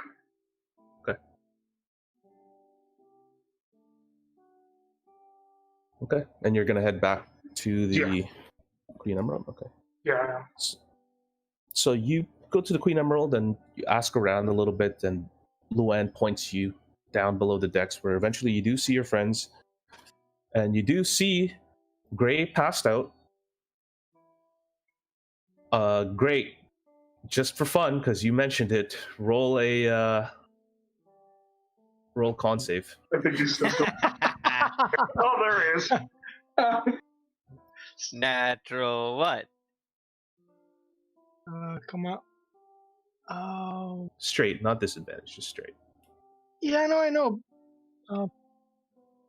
D&D Beyond is acting up. It's okay. Okay. If it showed up on your screen, you can just say it. Yeah, I trust you try guys. it You guys can again. just say your rolls to me. I don't mind. If it doesn't work, I'm just. Oh. 7. Zundus, you Can I do something just to make it even funnier? Can I Okay, sure. cutting words? Okay, sure. Just What are say you gonna say? What's that? you shit stain. And as Alistair mentions this, you do kind of smell like it's fecal down there. So it smells a little bit like a toilet. A total of a 2. Wait, Anyway. what happened? You descend the stairs, and you see your friends. You see Gray pass it on the floor, and it does smell a little poopy in there. Oh, what the devil have you been doing while I've been gone? He got drunk before any of us got back. Apparently, Savos didn't stay with him to make sure he didn't go overboard. It might be my fault. We'll get I him brought cleaned up in the Savos with me. morning. We have to sleep in this filth. Did we get multiple rooms, or we have to share one? You have to share one, Oh, fuck. and it's not even a room. It's just like lined with rope at this point. Like it's like kind of netted rope. Can we? How big is this room? It's Roughly. probably about, the width is probably about 7 or 8 feet, but it's long. It's a long room, so probably about 15 feet long. Okay. I will push Gray's bed all the way the fuck to one end, and then I will make the bubble on the other. Okay. Okay. Is anyone going to aid him in this effort, or are you just going to let Alistair pull I am not Gray touching off? him. I'll help. Brotar, No, we're like, Savos? I'm moving his bed. You can do Like, this. I'm- shit. Oh, okay. Well, Okay. yeah, I'm still Yeah, not you that. get that. Yeah, so it takes you a little while, but you just kind of drag him. You guys are all just watching as you're kind of getting ready to bed for the night. Alistair's just pulling Gray with his bed on Yeah, top of Gray his is little gonna- bedding, being pulled off to the other side of the room. Savos, you're fixing this in the morning. You have a spell that can do it without touching him. Maybe. I'll knock off 1,000 off your debt, because I do not want Deal. to mess with that. Just hang that over his head whole game. I will. Hey, Yeah. I mean, he's already knocked off over 2,500 in one night. Yeah, it's true. So everybody's gonna bed down for the evening. Anything else you guys want to do last minute for getting some rest? I'm not gonna role play it out, but Zundis is just gonna say a small prayer to the Okay. red knight. Okay. Anyone else gonna do anything? Yeah, ritual cast identify 6 times on those scrolls. Okay, got it. So I'll send that to you in a second. Brotar, Alistair, Gray, nothing? No, Yeah. well, Okay. Gray is out cold. Oh yeah, Gray's up. Yeah. Okay, so you guys all take your much needed rest. It's been a very, very long day, Yeah. and you guys eventually all meet up the next morning. Heading upstairs, you smell something very, very nice, actually, as you I guys know, are something ascending the doesn't smell like stairs. Gray. It doesn't smell like Gray. It's kind of somewhat dried out a little bit. But yeah, it has improved a little bit. And it smells more like food has been cooked. Ah, I guess we could Well, something before we head on. I could eat. Savos, do the thing. Shocker what that the thing? hungover guy wants to eat. I'm gonna do the thing. Say prestidigitation on your pants. Oh, Oh, I'm gonna spam That- cast prestidigitation all over him, just to be Fair safe. enough. okay. Who's shitting my pants? You did, brother. I believe This that is was you. not you cool, think? you guys. I don't know. Probably Savos. That's the kind of thing the kid would do. You sure Well, about that one? He's technically partially responsible for it, letting you get wasted off your ass. You also got into a bar fight that we had to pick you up off the floor from. Did I win the fight at least? Yes. You fell asleep after winning. Okay, that sounds like me. And after we got you to bed, then you shit your pants. That I do not believe. I mean, when you woke up, you noticed us in the bubble, right? While you were like 10 feet away? I mean, the way I see it, Savos put the turd in my pants, and then you guys decided that you were gonna side with him and sleep in the bubble and let me outside alone, unprotected, and that's I just was. not cool. Who got. Did me, Brotar, and Savos get there at roughly the same time from our stuff? Well, Savos Yeah. and I were together, so we at least showed up together. Yeah. Yeah. Yeah, and then you would have been a little bit later because you had gotten your tattoos, but Zundis spent a lot of his Right. time just kind of wandering, looking Yeah. for a place to be. So Can I insight Gray to see if he's just trying to save face? yeah, I'll say, yeah, go ahead and make an insight check. Do I 17. roll for deception? Do I roll for deception? Yeah, if you want, Are you can you- test it. Do you Unless you're believe telling you the actually truth. shit your pants, or are you trying to bullshit me? You don't know. Oh, fucking died. okay. Roll again. Yeah, roll off, guys.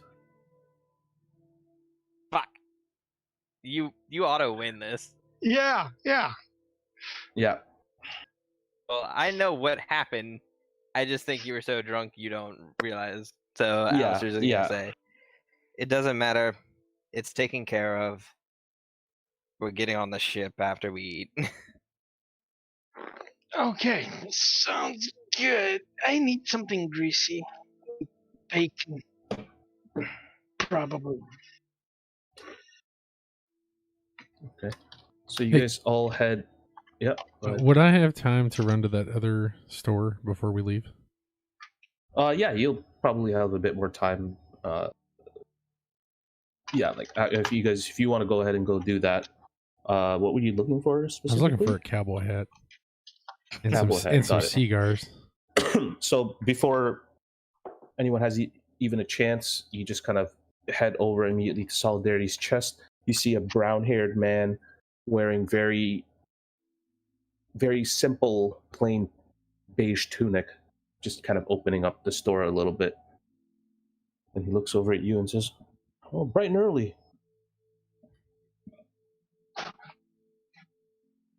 Yeah, I was just wondering if what your guys' hat selection looked like here. "Oh, are you a hat lover like me?" Well, I might be if I found the right one. "Oh, I've got some hats for you, my friend." And he kind of leads you inside, and you walk in and you see the usual trinkets that a general store would have. You see mostly fishing implements. He says, "I don't normally just let anyone come in here, but I got a feeling about you." And he pulls a little hatch from the ground, slides over a little rug. It's a little bit of a tight fit for you, but eventually you do manage to kind of just contort your way through this little hatch, and it's a little low for you, so you do have to crouch down a little bit. Eventually, though, you pop out of a room, and it is a circular room, and it is just filled with nicely displayed hats. It's a little odd that it has to be hidden this way, but there it is. He sells crack in these hats. I do appreciate the selection of hats you have here, but it seems rather weird that it's kind of hidden like this. Is there something special about these you don't want people to know about? Well, you see, we get all sorts of rough and tumble types, and well, being a port city, we just get a lot of traffic. We get a lot of odd shipments.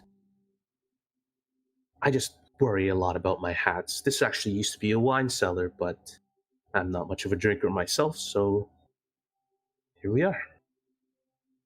All right, is there like what I'm looking for here? Just like a normal old cowboy hat? Yeah, he's got all sorts of hats. He's got fezzes. He's got cowboy hats. He's got black cowboy hats with like diamond studs on the kind of a band. He's got brown cowboy hats. Some look weathered, but there's hats that are just stacked that are more weathered, and then the ones on display are like very, very nicely crafted. I mean, I'm just looking for a simple, like, brown, cowboy hat. Nothing special. And he kind of looks at you and he says, "You kind of had a feller come in here a little while ago that kind of seemed a little bit like you, but he did bring me a few things. Hold on." And he actually starts rummaging around, and he finds one that just matches exactly the color of your coat, the color of your armor. Yeah, this'll do. What you want for this? He says, "Well, it's not really that special, so you could just take it. It's yours.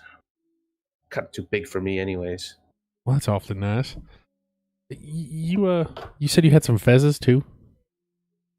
"I got a few over here," and he starts kind of just like they're in kind of a stack, like cups. So he's got like 4 different colors. I'll take that red one with the gold tassel on it. What do you want for that? It's like, just give me 5 silver pieces will do. All right. One other thing. You said this used to be a wine cellar. You don't happen to have any wine left in here, do you? No, unfortunately, I sold all those and made myself a nice little profit. Bought myself a ship. You bought a ship, huh? It's small, just enough for me to go do a little fishing. Oh, that's nice. I used to work on a ship myself. What's the name of your boat? Well, and that's the thing. I'm a great fisherman. I'm not much of a thinker myself. You got any suggestions for names? I usually come up with really horrible ones. Told my friend once I wanted to name it Fried Egg, and he said that was stupid. That's Ryan and Brotar laughing at this guy. I must agree with your friend. That is pretty stupid.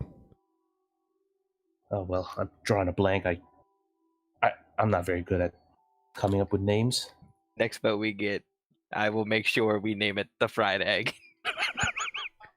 That's good. Well, you know what? I used to crew on a fantastic little ship there that I loved, and I loved my captain and everything about it. It was called the Serenity. Maybe you should think about that. I always liked that name. And that ship's not called that anymore, so I think it's free. Well, that's a great suggestion, my friend. And he kind of looks around a little bit. And he says, "That's a good name. Here." And he pulls a small hat. It's a very small brimmed hat. It's not very wide. It's almost like a bowler hat. It's got a green band around it, but it's all black.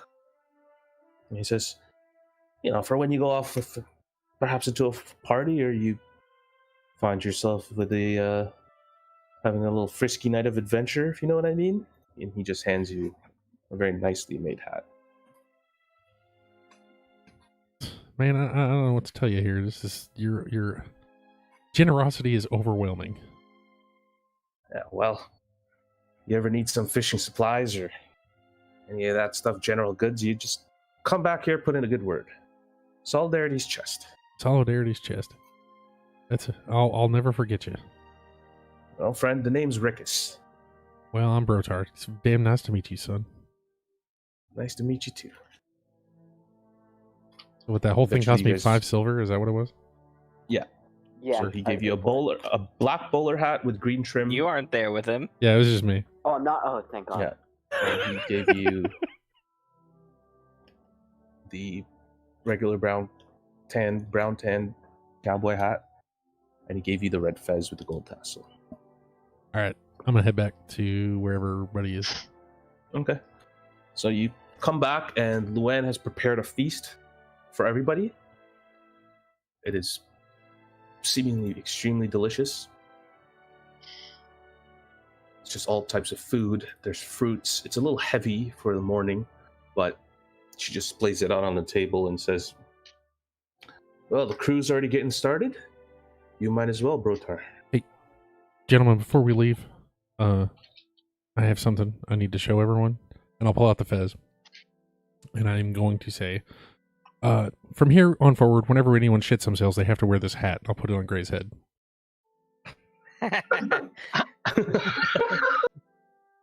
I am down for Hey. this. I think it Wait, looks what? good on me. You got to wear it for the whole day, and then we can move on. But anytime, We have the shit yourself fez, yes. is what you missed. Oh, that's I going to be still a don't think I did it. great entry in your D&D Beyond equipment list. The shit yourself The fez. shit yourself fez. There So you you go. said there's all types of fare, right? Yeah, there's a lot of food. I Just am brought it. primarily eating fruit. Okay. So you guys all begin to down whatever food. You guys are set to do anything else after eating? Or you guys want to proceed No, I'm good. to the Yeah. open ocean? What food is Savos Month and eating? a half. The most of it is somewhat breakfast-like foods. There are some steak, there are some No, eggs. sorry, I was asking But specifically. I don't, Like, so whatever Savos eats, it'll be like, regular breakfast food. Savos that you choose from, just like waffles and Alright, I'm just gonna pile on waffles, bacon, eggs, and steak. yeah. So he's just got a mound of a plate stacked with food. I You also know, gonna eat nothing but waffles. Zundus is going to kind of lean over and say, young one, if you want to live for a long time, you should probably lay off the bacon.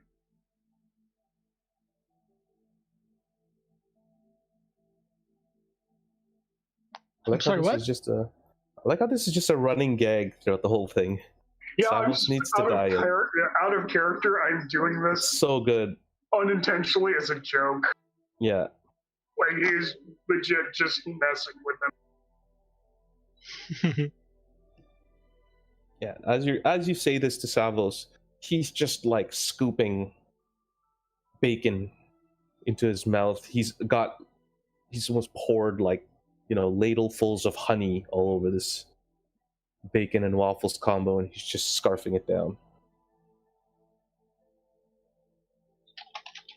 Anyone else gonna do anything in the morning before heading out? Nope.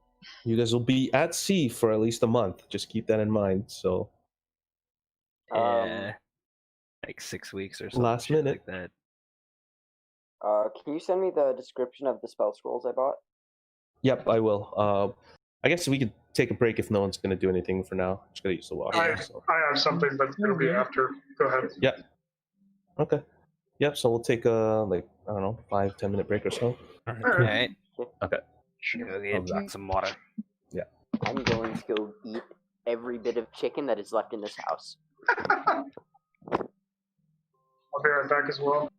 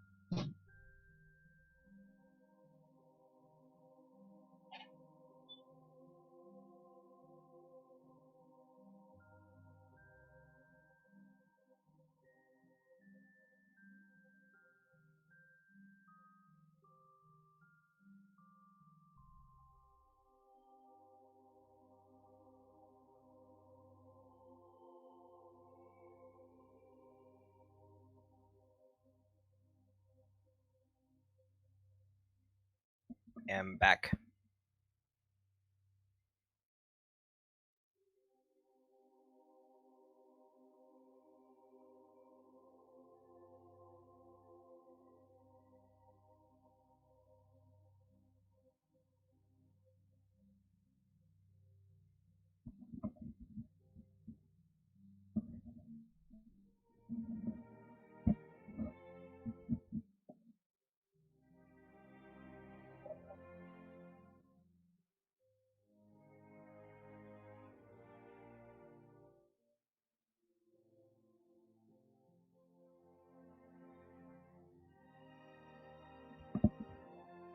I'm back. Hello. Hey. Yeah, I just had to make the fucking throwback joke. That's all good.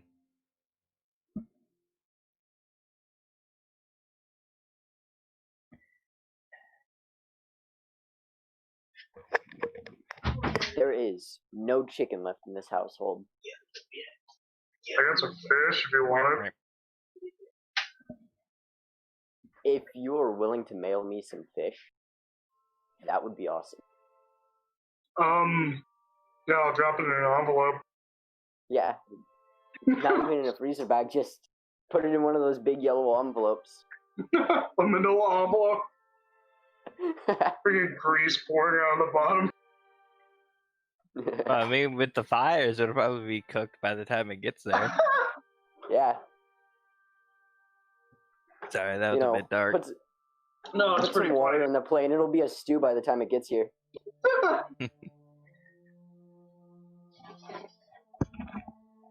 Yeah, James, it's all good with us. Like, you're not player mad with me for, like, calling Savos out on his shit. Right? Huh? I wasn't listening.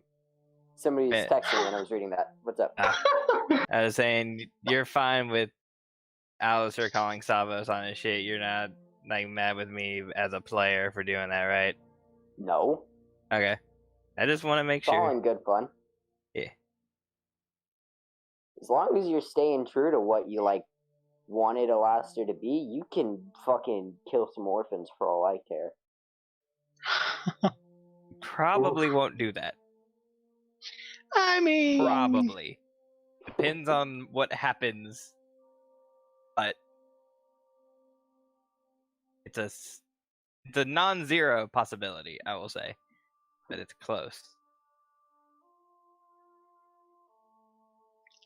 you did say that Alistair's gonna go evil at some point. Yes, but maybe not that kind of evil. I'll believe it when I see it.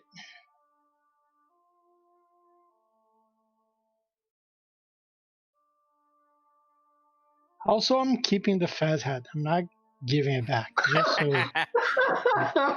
Fair enough. But what if someone actually does shit themselves? They can get their own fez hat.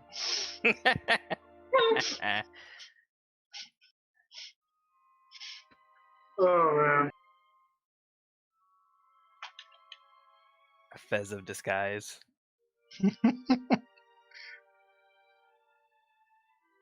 I might have somebody who could make us that. I don't know. A fez hat of imminent shitting.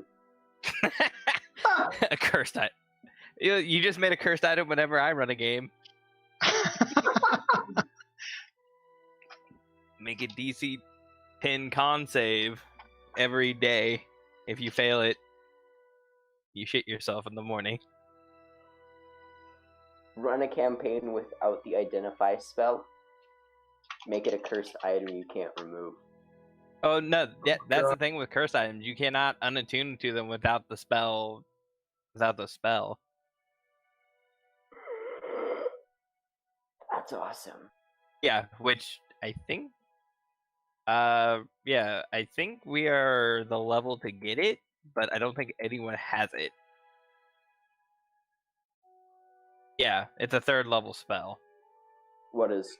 Remove curse. Oh. So if you ever get,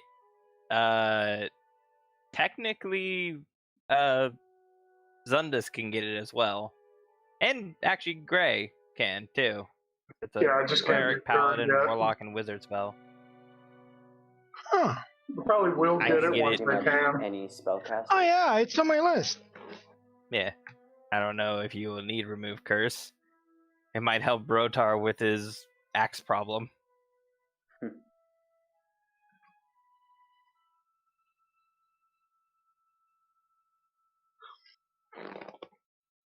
Josh, which do you think it is better, Far Step or Dimension Door? What step? Far Step. Far step. Let me see what that does. Because at some point I'm gonna replace Thunderstep with it. Okay. I mean, with Okay, so basically you get what, a double Missy step every I turn? think, I think so. Yeah. It's concentration up to a minute, and you can teleport 60 feet as a bonus action while the spell is up.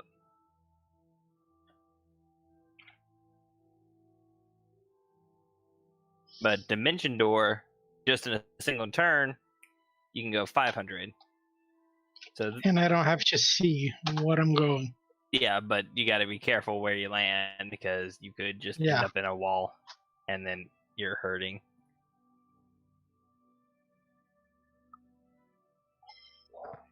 Wow, that's not great. Yeah. I don't know if the things fails or. Oh yeah, you take any and Dimension Door does allow you to run away. Heh, nice. Go to dice rolls. Nice. But yeah, Dimension Door. Well, one, it'll let you take somebody away as well, so you can take another person with you to get them out. Nice. Yeah, that probably is a good spell to get Savos out of Yeah, trouble. and he can get it. No, you're Oath of Redemption, not Vengeance. I am. Yeah, I'm Oath redemption. of Vengeance gets Dimension Door, which for you that would be like 12th level or something like that. Oof. Yeah, paladins get spells slow.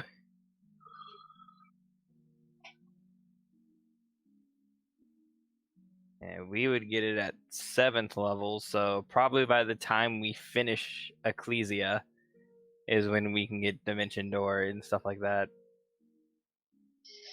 Oh man, I really want to get to level 8 just so I can get Warcaster. Yeah, level 8 for me. Still don't know what I'm gonna get, but something will let me bring my charisma up to 20. What are you at now? 19. Well, you should get I'm it at at 6, 20. right? Did you do don't you get a stat increase at 6? No, only fighters get that. Oh. Yeah. Nice. Fighters get a lot of. Yeah, they get a lot of ASIs. ASIs because their Yeah. basic class is kind of. Well, yeah, that's what I Like- was actually looking at. I think I mentioned it, dropping into cleric a little bit because there's some cool stuff that I could do for just a couple levels. But I'm like, I want that Yeah. stat increase first, so it's going to be a while before I do that if I do decide to do it.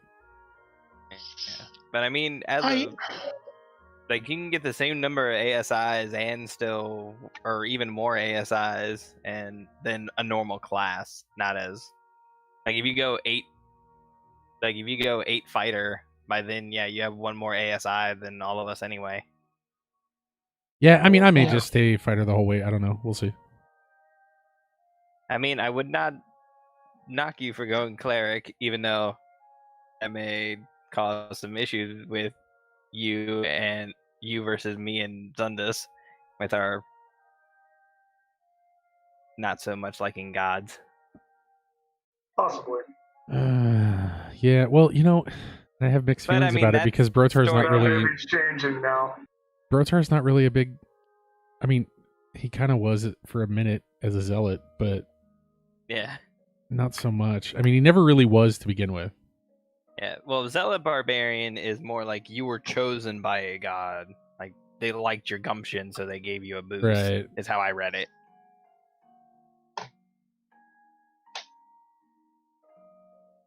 Yeah, so Savos, for that spell scroll you want to inscribe, Yeah. it'll take you.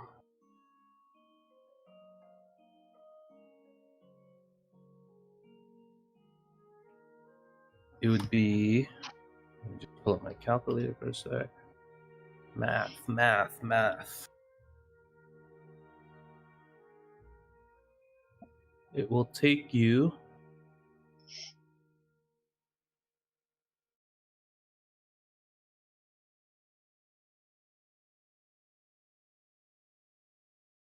So it would take you roughly 12 days to inscribe it on your book, What the what? 12 days.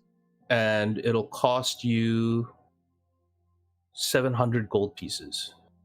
Jesus. All right, I'll take it. Okay. How does that work? What? The higher the spell level, the longer it takes for you to. Yeah, and I'm gonna Yeah. get you That's also a level to 14 roll. spell. No, it's Oh, I'm you got a going blank by. one. Hold on, give me a sec. Maybe my Yeah, math it's is 50 wrong. GP per level and 2 hours per spell. I thought maybe, okay, Yeah. he's doing multiples at once, do- and you just... Sorry, I'm looking at the wrong chart. I was looking for crafting. Let me see. Yeah, okay. Hold on. That makes more sense. Yeah, it's under the wizard class, your spell book. If you're trying to find it that way.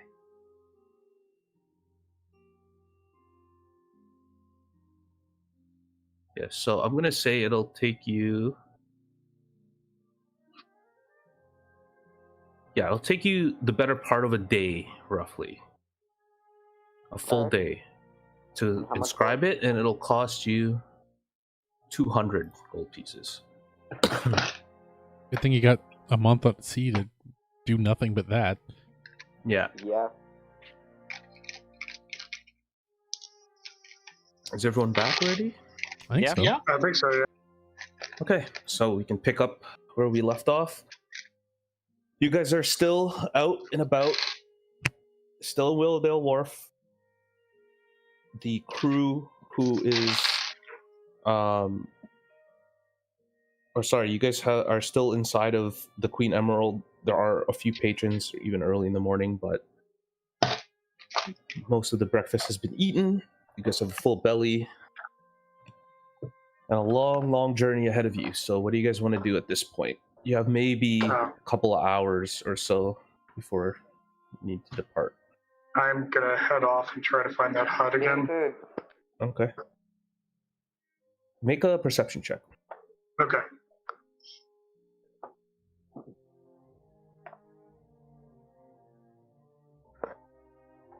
While he's doing that, just let me know if you guys want to do anything else. 5. You go to the same spot and there is no hut anymore.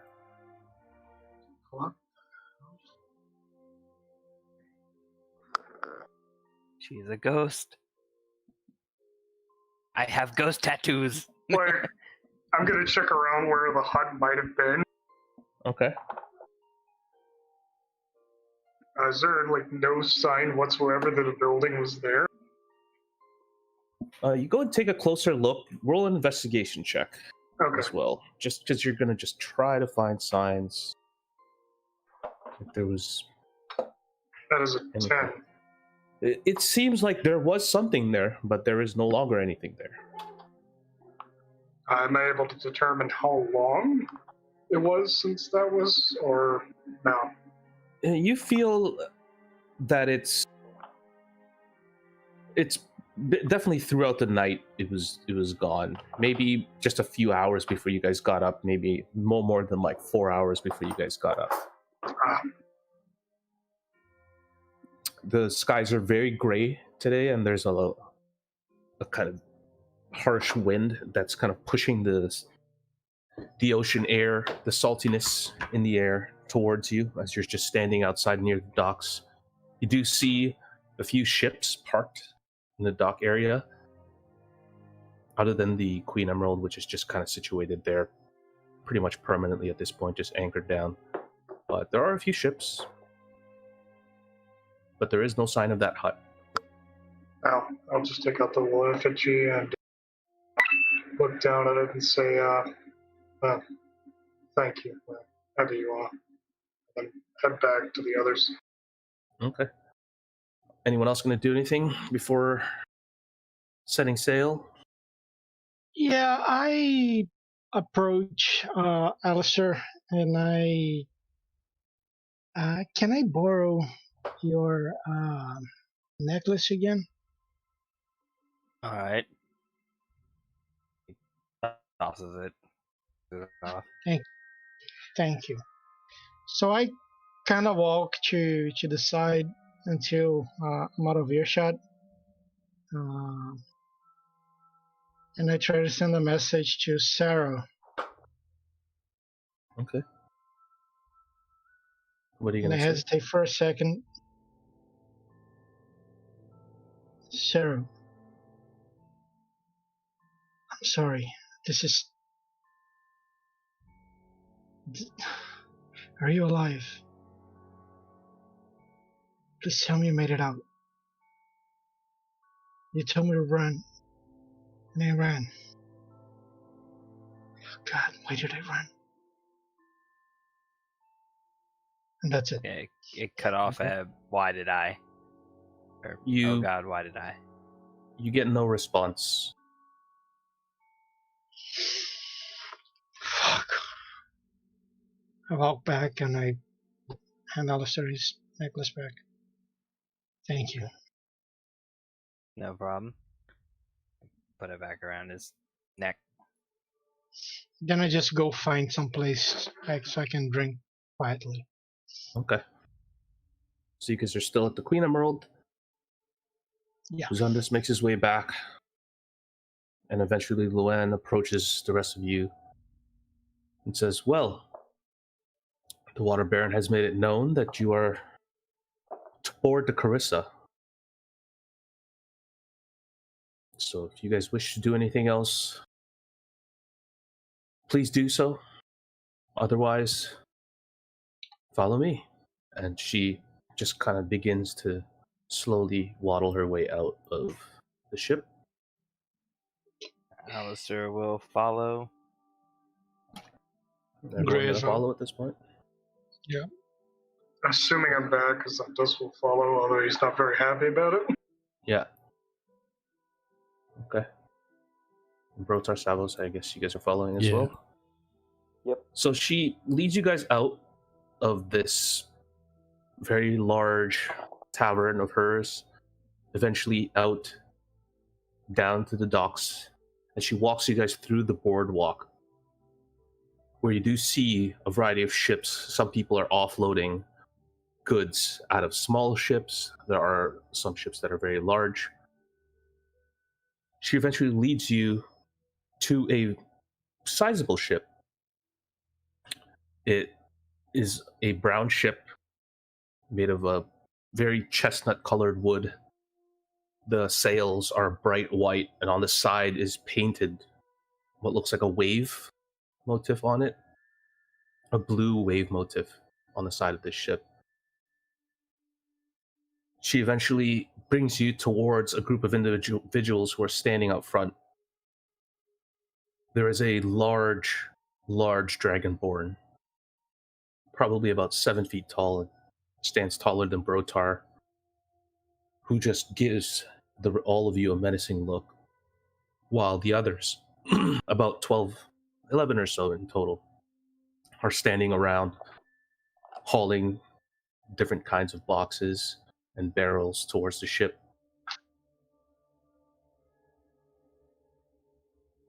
Luann turns to all of you and says, well, these will be your crewmates for the next little while, so I hope you do play nicely and get along. have every intention of it. Rather not Yeah. die out at sea.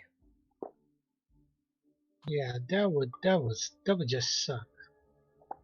The Dragonborn begins to step. Stands face to face with you, Brotar. He's got red skin and almost a very large head as he stands very tall above you. He's wearing black, pure black, just very dark black, jet black armor with small little silver carvings on it. And he just breathes a little bit of smoke out of his nose as he just looks at you and gives you a kind of a unsettling smile. Ain't you a big ugly fucker? One of the crew members runs up to you and says, "You better watch your tone, boy." Why? What's so special about this guy? I mean, he does own the ship that we are taking to our destination. And like I said, I would not like to die at sea, please. Yeah, but we're paying for it. Doesn't mean he has the right to be an asshole. I mean, Brotar you has a did point. verbally assault him first. Don't come getting up in my face unless you got something you want to say. I mean, he's probably just trying to say he's the captain of this ship. It's a common trope. No need to get... No But need. he Alastair- wants to- I appreciate this, but maybe he should speak for himself. What you got to say, buddy? You have the You floor. see him slowly reach for something, but before he even has a chance to do so, you hear a very light voice in the background say, "That's enough from all of you." And you see this menacing dragonborn just become very docile all of a sudden. Kind of like sad, droopy eyes almost. And as he steps aside, you see a small halfling wearing a large, oversized captain's hat who walks up to you. And he's got a little tiny sword, a scimitar, that's just perfect for his size. Little halfling who comes up to you and says, "I'm No. Captain Lambert. It's an Now, there honor will be to no meet you, trouble on Captain. my ship. It's an honor to meet you as well. I hope there's no trouble on my ship. We will try our best. Don't worry about You will- Hilgar. He's just... Hilgar, you gotta greet guests a little better." Hilgar looks over at Captain Lambert and says, "Sorry, boss. Just... I don't like the new ones." And Captain Lambert says, "Well, they're gonna be with us for a month, so it won't be so new after a few days, yeah?" Says, Mhm. "I understand." He I'm just out. kind of lumbers off and helps the others kind of load the ship. I wanted to look over to the Dragonborn and just be like, "You don't even know us. How can you be not liking us already?" I mean, And a I'll lot go of people help don't him. like new I'm people. gonna go help him load stuff while I say this. So he just I'm kind a of goddamn looks delight. around and walks. He just walks with you towards the ship. And he goes, "Now that's a guy I like right there. He takes initiative. Loading the boats. Making amends. That's a crew member, a good one." Well, he Now- is I the- look- Oh, I look at the Go ahead. halfling and I ask, so the working thing is totally optional, right? We don't have to actually do anything. So you kind of have to like stoop down because he's so small. And he looks at you and says, "The work's optional. The crew will do a fine job. You're just passengers on this ship." I just turn around and leave. The moment he says it's optional. like away from the boat? Are we not in the boat? No, you're just about to I thought load it. we You're were like at on the base. gangplank, pretty Yeah. much. I'm Yeah, pretty- Oh, yeah. going to go to Brodar and help load the light stuff because -1 Yeah. strength, but I want to help. Yeah, so 3 of us have an 8th strength. So Yeah, I'm Hilgar not strong and either. Brotar are Hilgar and Brotar are, together lifting a few of the crates, few of the barrels. Savos looks around, sees a bunch of these crates and barrels, and sees a lamp sitting on top of one of them, and decides, yeah, that's a good one. And he just picks up the lamp, begins to follow you guys to the ship. I think my Yeah, Mom. talents will be better once we're Open on the the window. boat and dying of boredom. Okay. Well, I sure hope so. I am just looking the captain up and down, kind of sizing him up through the eyes of my spider mask. Mm-hmm. So I cast Fly on myself, and I fly up to the crow's nest, and I grab one of the bottles of whiskey that I bought, and I just sit there by myself drinking. And as you do so, they all kind of just look over at you, and they kind of just nod, like, "Oh, well, seems right." I'm gonna look And up just to go the. about- Nod in approval. I'm gonna look up to the crow's Yeah. nest just to make sure he still has his fez on. Oh, I have the fez on. Like I said, I'm not giving this back. Yeah. So from your view, you don't even really see anything else on the crow's nest except just a fez just sticking out, a bright red fez. Captain Lambert says, "Well, unless there's anything else, I guess we should get the show on the road, huh?" Tally ho! Indeed. I get the feeling you've been wanting to say that for a while, but I'll allow it on my ship. Let's go. And he just kind of starts sauntering up. The crew just starts loading the rest of the remaining cargo on the ship. Eventually, everybody is on, and you turn around and you see Luan, the Water Baron, and his sister standing at the shoreline. And the Water Baron just shouts at all of you as you guys are leaving. He didn't get to speak to you, he just saw you guys off, and as you guys are leaving, he just yells, "You better get my staff!" I flip him off. I was just gonna wave like people off leaving off a cruise ship, completely ignoring what he said, but just waving.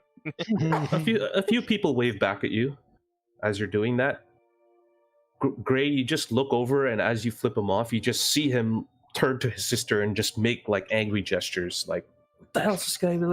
And his sister is just shaking. She's shaking her head. Probably I'm gonna As you should talk guys- to his and sister. then wink at the sister. I Whoa! shout at the sister, "He's 12 years old!" You just see her, at this point, she's wearing like a long, flowing gown, a very bright blue, sky blue brown gown, and she just turns around and looks away from you and begins walking as the Water Baron is still kind of gesturing angrily. He's trying to send his big sister after us. So, you guys are finally making your way westward, northwest, on the Agrilian Sea. It'll be 30 days of travel. We're gonna The get waves are very calm for as you guys are leaving the port. However, it starts becoming obvious that it is a windy day as the waves are just battering this large ship. Out front of the ship, you do see a dragon. Kind of, the front of it is carved, made of wood. It looks Yeah, like the the shape of a dragon dragon with its wings figurehead. small on the figurehead. And eventually, you guys make your way out to sea. So,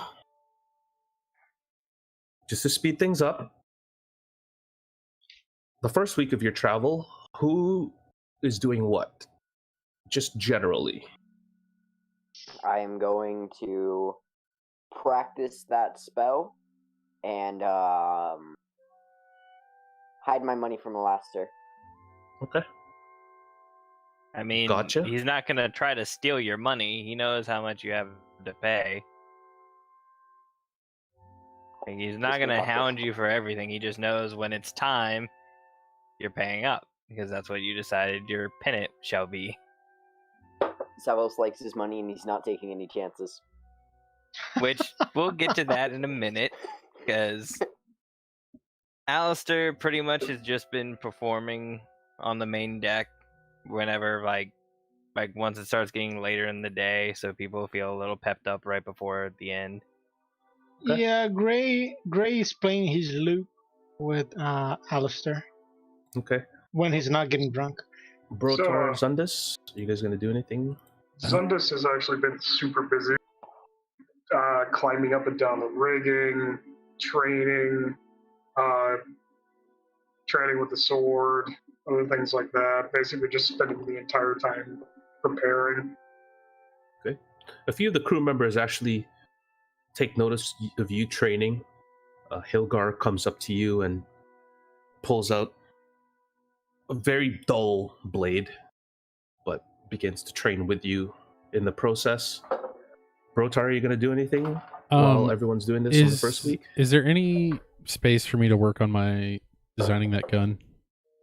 Yeah, you ask Captain Lambert, and he does offer there's a small office, like a map room, if you will. And it just allows you to kind of hang out in there and do some tinkering if you want. Sure. And then outside of that, I would just be helping the crew with whatever they needed, being a sailor. Okay.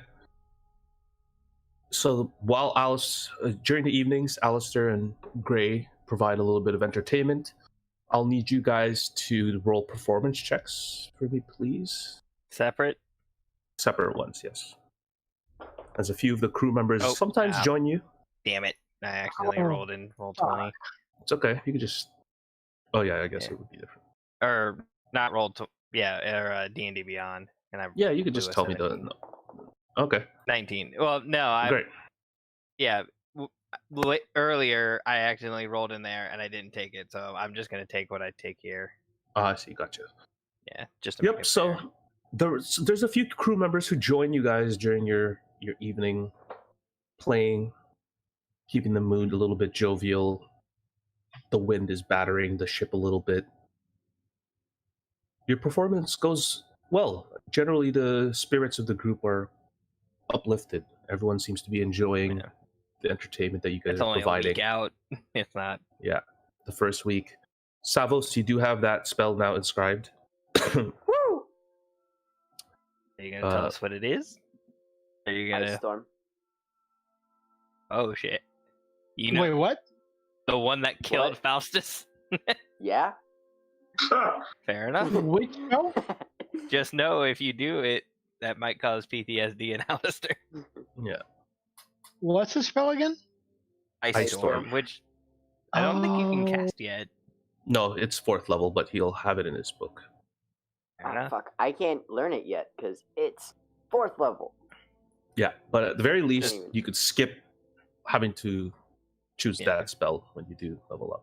So it's in your book, you just can't cast it. Yeah. It just requires too much magic to cast. So, Brotar, are you going to be crafting anything to your gun or doing anything? Yeah, and I think it's just a straight roll plus my proficiency. Is that right? Yeah, I believe With it's the tinker your int. Your int. So, what are you doing? So I'm trying to remember where we were. Or... We already did the blueprint, and it was good. Yeah, so that's passed. done. So I'm actually just trying to build the thing, I think. Yes. If that's the next step. Are you gonna be so you've made the blueprint already, and what was it again? Just another pistol like the one I had. Basically, I'm kind of copying Dolphin a bit, but not quite to the extent. So like it won't have the special crap that Dolphin does, but more or less the same, like a 1d10 or whatever. Okay. And was it 4 shots? That was basically copying it, but without the like ramming strike and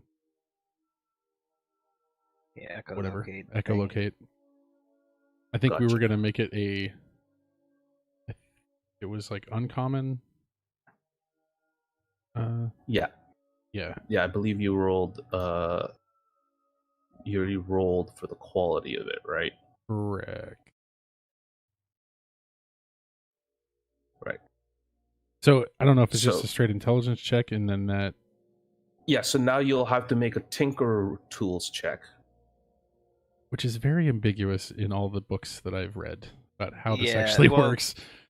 How tools work is like they can apply to any basic skill. They're like a like for thieves tools. If you're using it like to pick a lock, that would be dexterity plus your thieves tools modifier specifically.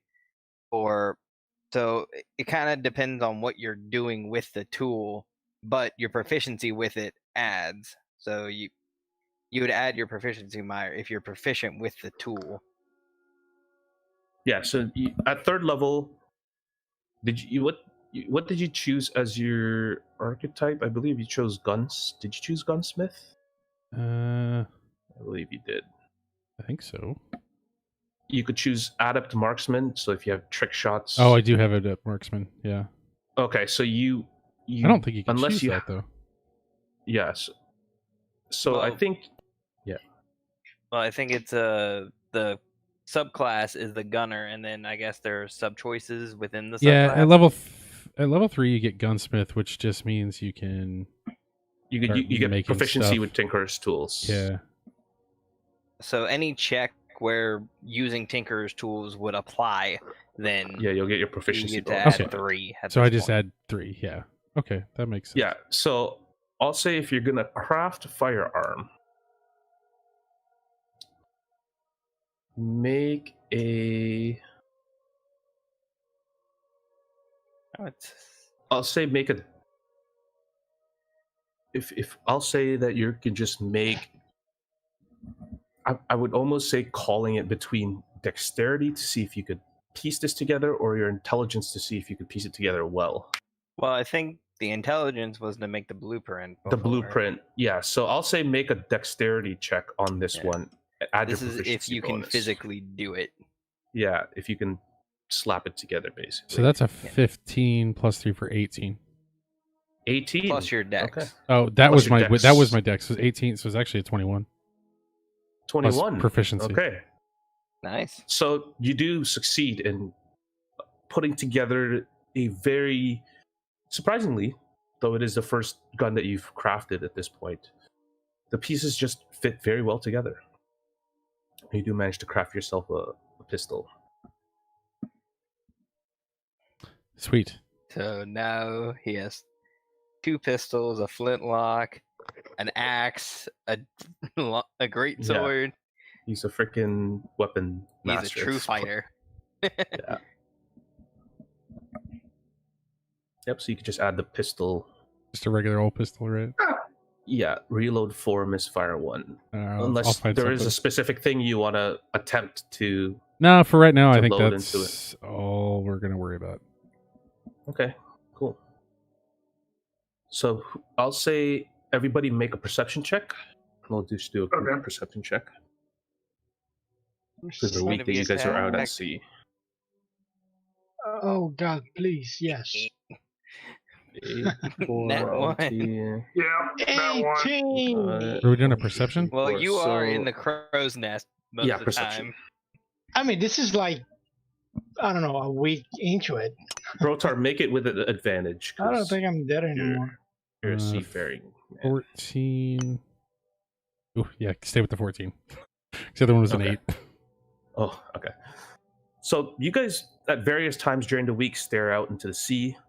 You guys take in a few of the sights and sounds, and it's very calming, very relaxing time at sea. Though at times it can get a little bit hairy. The wind does pick up on occasion, but the weather has been fairly steady the whole week, and you guys managed to continue on your journey with no issues. The second week, for the second week, I'll say everybody can also make perception checks at this point. Okay. Perception. 20 this time. 22. 14. 5. It's just I mean, hard it to see makes- with that mask, man. I mean, it makes sense. I've been focusing mostly on training. Yes, Savos perception for you. Alright, There you go. 10. Yeah, I wasn't Okay. rolling for whatever reason. It can be weird. Brotar, sometimes. yeah, Brotar, you can always roll it at advantage. at Oh, this no, point. I mean, I got a So 22, Brotar- but I can try yeah. for a nat 20 if you want. yeah, it's up to you. I mean, that would be a 25. Yeah, that would be huge. And it was a 12. 17. Okay. So, Alistair and Brotar, there's a few times during the week where you guys are out at sea and you do see a few creatures. You see a whale breach the surface for a few moments and eventually go back underneath, as well as a few dolphins who are following the ship closely in tow. On near the last night of the week, both of you spot a massive airship coming in from the east as you guys are traveling westward. That is gaining. It's not on your path per se. Doesn't seem to necessarily be looking for you, but you do see it gaining. And as the days pass, like midweek, and as the days pass, you do eventually catch a glimpse of it far ahead of you. And we tell if it's on like the same course or heading that we're on, or is it Do we going in even a know different what direction? they are? Yeah, Like, I guess, do I know what it is first? Brotar, you would have caught wind of it during your travels. Alistair, I'll say, make a history check.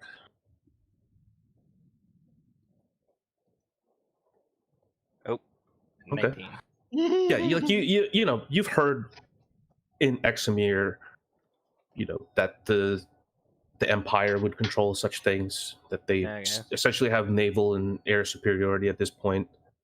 So you have heard of airships, though you've never actually seen one being so far inland that has either gone your way or directly flown. So it's a strange scene for you to. First, you think it's a bird, then you're like, no, it's too big. That you start gauging distance and you're unaware of what it is exactly. But eventually, you do come to realize that it's got mechanical components to it. So One of them Yeah. godforsaken airships. I mean, it looked pretty cool. We are not meant to fly. If we were, I we'd have can't fly wings. I cast fly on myself and I start flying around Brotar. Ugh. It I ain't mean, right. there It ain't are natural. many things we can do with magic. That You guys that do whatever you want with your Flying- magic, but I just don't think we should fly. Flying But- is excellent. I'll be goddamned if Is you ever that get an me on one of issue, those though? things. is it an issue though? Are there sky pirates? If there's airships, there better be sky pirates. Like, is this something we need to worry about? Is this something that's kind of normal? I've never been on a boat before, so I have no clue.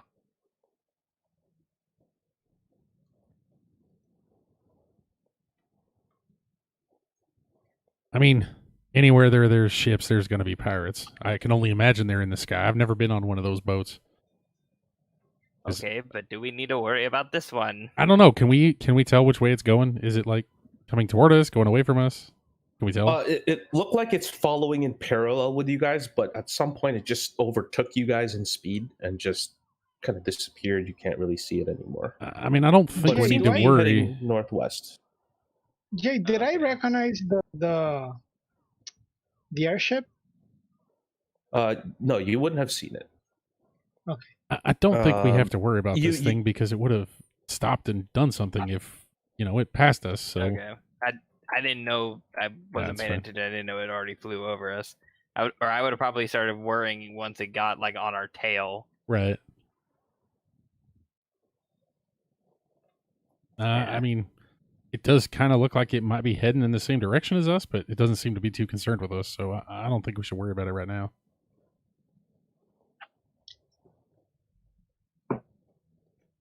So eventually, you guys take your second week of travel. During one of the evenings, the cook yells out to you guys, "Oh, it's time to eat." You guys all head down to the lower part of the ship and begin to mow as much food as you guys can.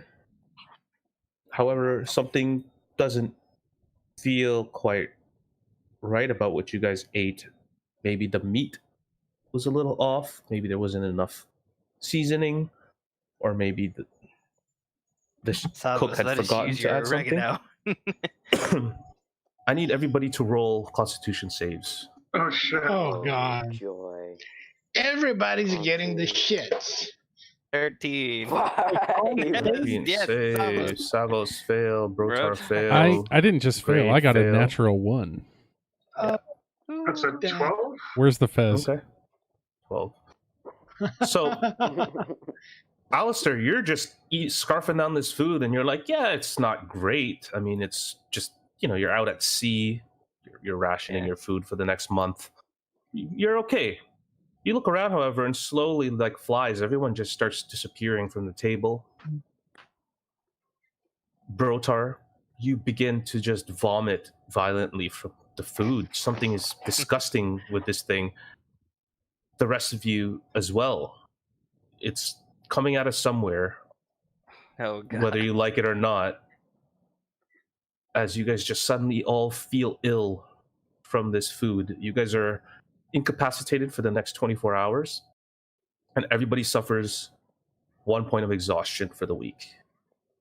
Shit. For the week? For the week. Wow. So, That's some since this was major nearing food poisoning. near the end of this journey, you guys just feel really mucked up. So for the third week coming in, you guys will all have a point of exhaustion. Can I go talk to Okay, the well- cook and find out what exactly it was we just ate? I mean, Yeah, you see him it's in down? my stomach. You see him down below, and he's got a, it's become obvious to you why you feel so sick. You walk in, and it's a very, very unkempt, unsanitary, and rather small kitchen that he's built. Doesn't I'm even gonna really spam look like a cast kitchen. prestidigitation to clean everything. I'm So as actually you going to be do that- following. Sorry.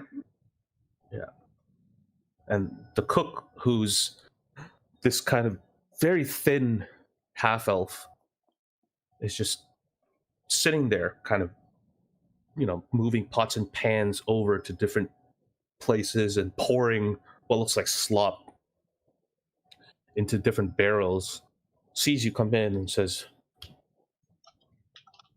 "You enjoy the food?" Are you fucking kidding me? I slap him. Okay. Make an attack roll. With your 0 damage. Oh god, I miss Graham.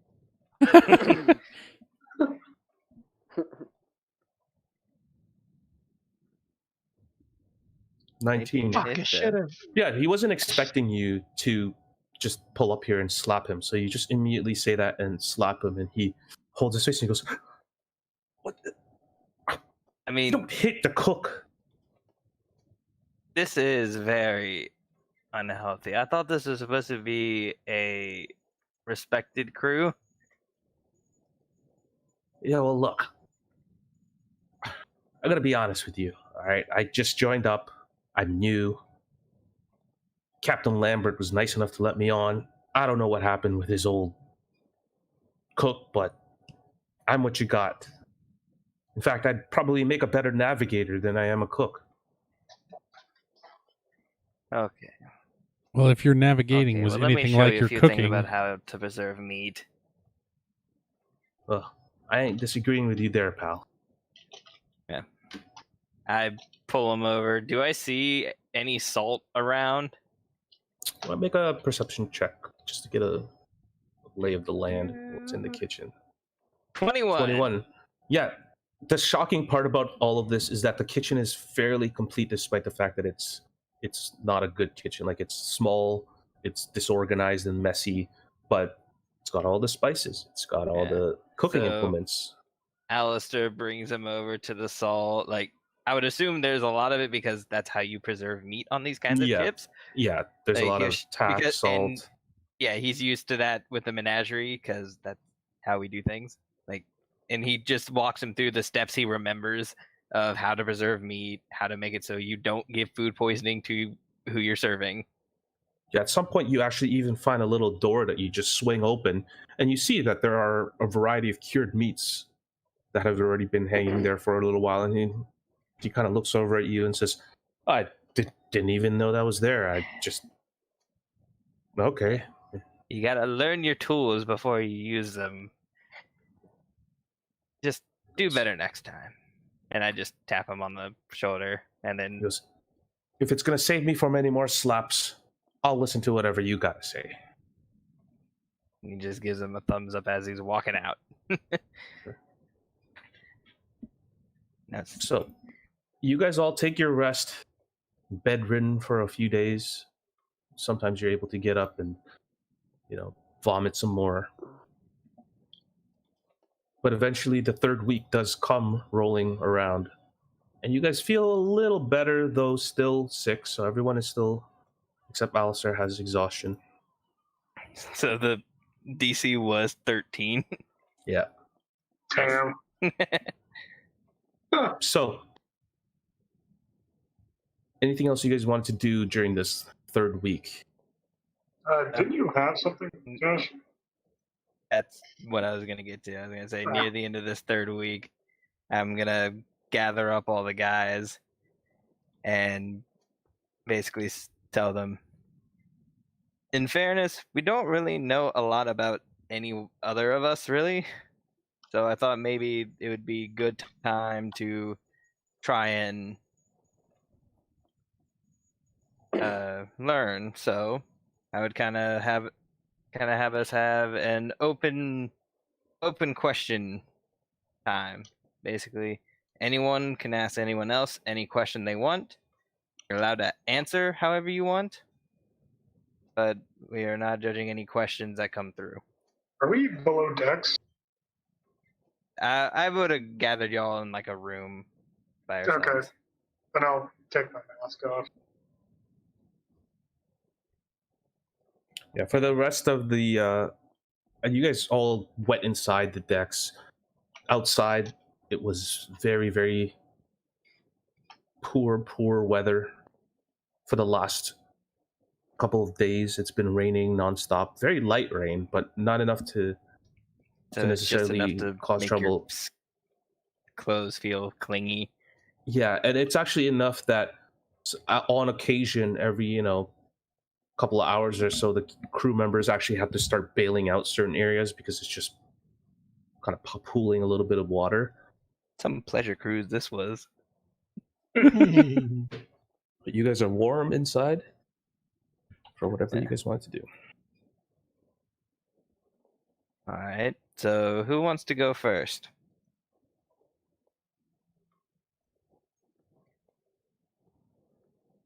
Xantus is just kind of looking around back and forth at the others. What exactly do you want us to do here? Ask Jay. any question you want, and anyone's allowed to answer however they want. Remember, I do have the bracers if we want honesty.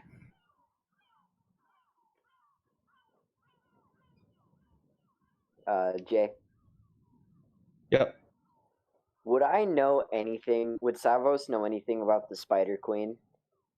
Or, like, at least of her existence and Make a religion connection check. to the drow? Oh, Make a yeah, I have a religion plus check. 6 in that, I think. I would assume you're proficient. Yep, plus 6. Alright, come on. 21! Yeah, you've heard of this at the Aradia. Lolth is the Spider Queen. She's been known as the Mother of Lust, the Weaver. She is generally a evil goddess, and she is who the drow worship for the most part.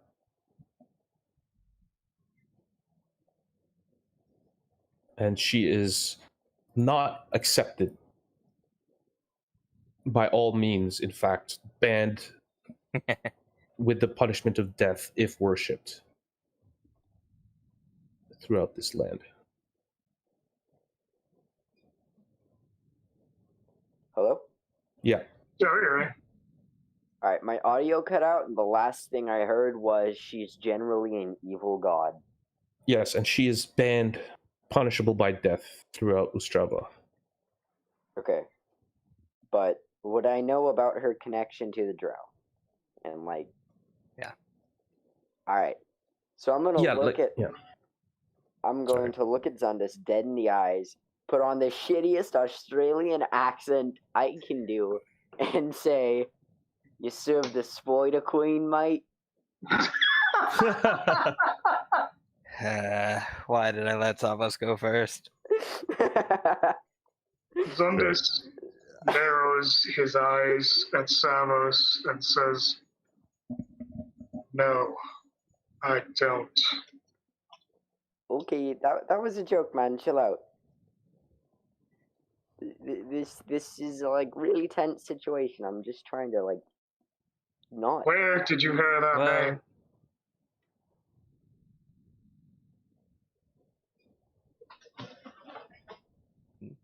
Yeah, you'd heard it in school, basically, at this point. I'm gonna look back at Zundus and I'm gonna tell him, I heard it in college. I heard it at my college. It's we had religion studies, something we had to do. I've heard of gods you probably didn't even know existed. He eases up a little bit. No, I do not serve the Spider Queen.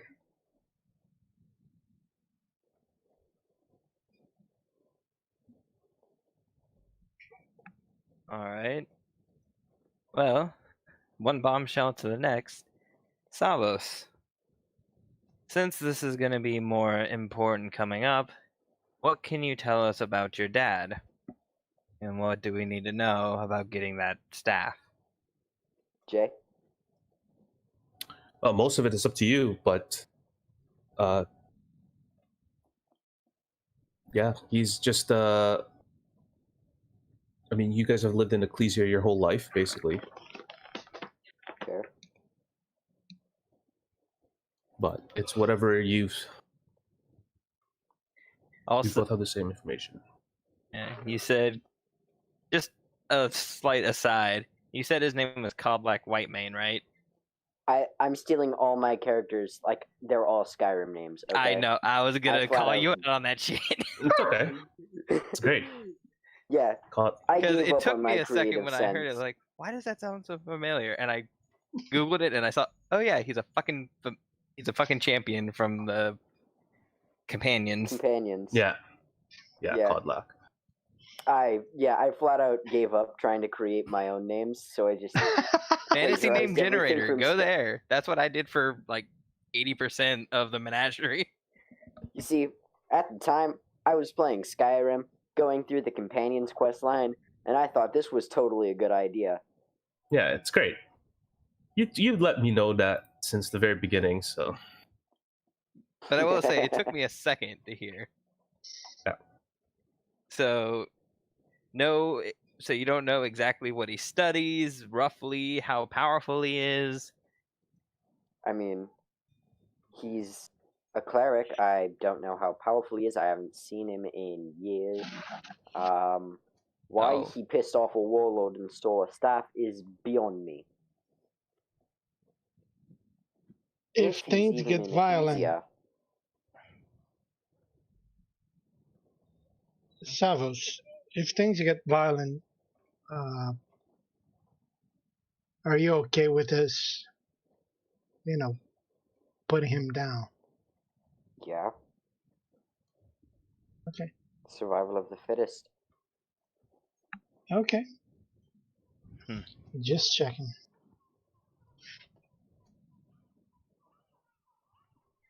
Do you know anything about the staff to begin with? What it can do? I didn't even know he left Ecclesia. Do we know it was stolen, or is it just somehow the Water Baron knows about it and he wants it? What the Water Baron mentioned that is that he wants this staff. Yeah, so we don't know if it's stolen or not. It's just But stolen or not, I'm not gonna give it back to the Water Baron. I want to know I what don't. it is before we do. I don't think he's terribly a tad bad guy. I mean, we did kind of get off on the wrong foot. If it's I mean, he's a nothing, dick. I mean, in fairness, a lot of us are in different ways, but I'm a goddamn delight. yeah, you weren't the night before we shipped off. Shit in your pants. That didn't happen. That is a lie. You're still wearing the fez. Because it looks good on me. I'm just saying, you know what that fez means. It means what I want it to mean. Okay.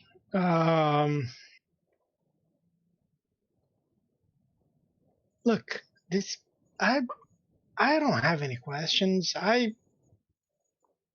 Truth is, I barely even know you guys. That's what the questions are for. Do you want to know anything about us? Zundus Kind kind of of started off heavy. Zundus looks over at Savos and says, "What prompted you to ask me about the Spider Queen, if you don't mind my asking?" Because you're a drow, and I know about the Spider Queen's connection to the drow. I was just trying to lighten the mood. I see. And like he visibly relaxes a bit because he, doesn't know that you know about the mark on his back. Oh, we don't even. Well, I guess Savos knows with his religion check before. Do I? Yeah, like you saw. Yeah, Him. when we snuck You're up gonna- on you're him and gonna I prank made you him. march back to camp. As Yeah, She gave so me you the wrong put- charger. You put two and two together, basically. Okay, Yeah, so getting my charger. Okay.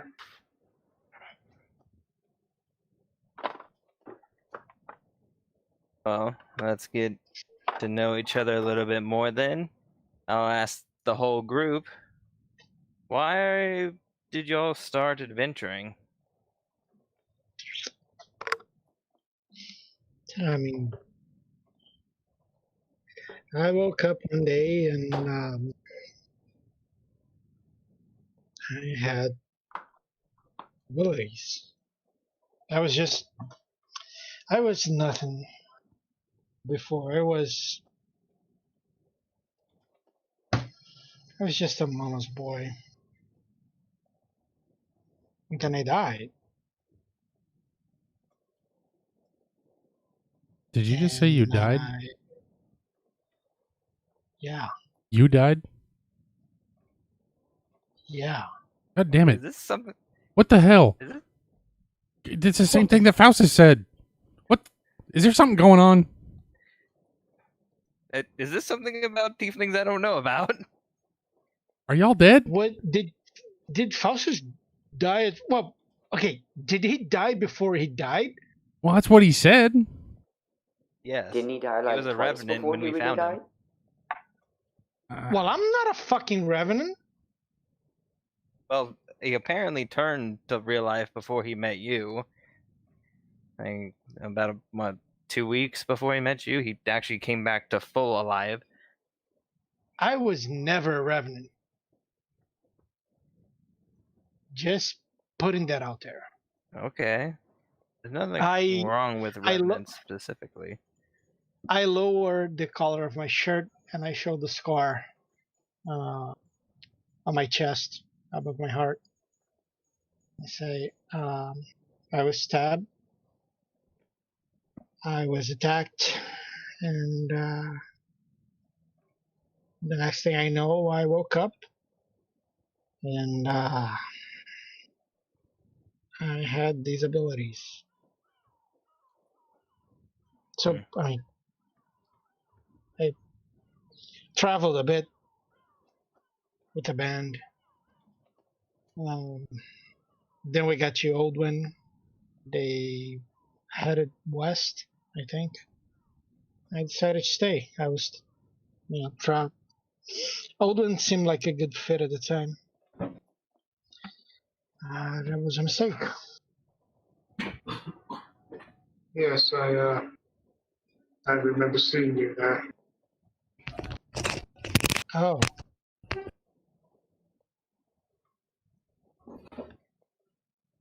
I'm sorry. I don't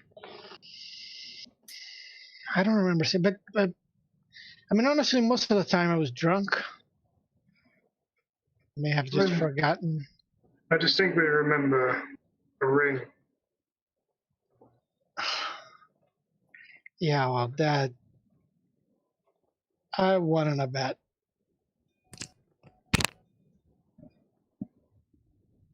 I'm looking at him very skeptically. Insight. Yeah, I'm basically saying that instead of can I do an insight because I'm trying to do it like. Okay, yeah. If you want. Yeah, I'm trying to do that whole thing you said about like oh, I'm doing something and then like Yeah, of course. So I just felt like, hey, Go can ahead I and roll insight him? insight. Yeah. Yeah, you just prompt me and I'll tell you what to roll. Go ahead and make it. Just don't. 19. Oh, you motherfucker! 19. Yeah, you can whisper to GM roll. Yeah, you can do that as well. Or I'm talking about Gray, since we don't know if this would be persuasion, deception. Yeah. Jay knows. Yeah. So what was the last? You two know. We know. What were you inciting again? Sorry, I missed like a few moments. Basically, the ring. He said that he won the ring at a bet. I find it doubtful. Yeah, like the thing that catches you most about it is that it's a very unique looking ring. It's not just a ring that you could just ask somebody to forge for you or anything like that. It looks like it's made from some fairly unique materials. No, he wanted. He was inside checking me to see if I was lying. Yeah, to see if you were lying about winning the bet. Yeah, he seems truthful, at least from what you can gather.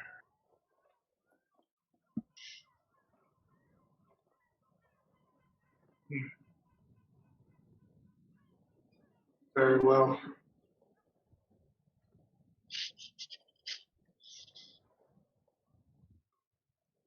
I mean, I told you guys about dying. Do you think I would lie about a ring? Makes no sense. I mean, have you heard the story of some cursed rings? They do some crazy shit. Hey, I just have a question. This is just about the dying thing. You say you died. Yeah. Did somebody like bring you back to life, or did you die and you were dead, and then all of a sudden, poof, you're alive? How did this work? A friend brought me back.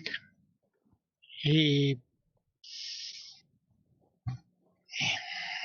knew magic. He had the ways to bring someone from death. So you're not saying you're dead now? No. Okay, so I guess it's not the same as Faustus then. Okay. I'm very much so alive, man. Well, that's good. I was starting to get worried about you tieflings and having some weird. I'm wondering if Alastair was dead too. I mean, it's just as much of a shock to me. Okay.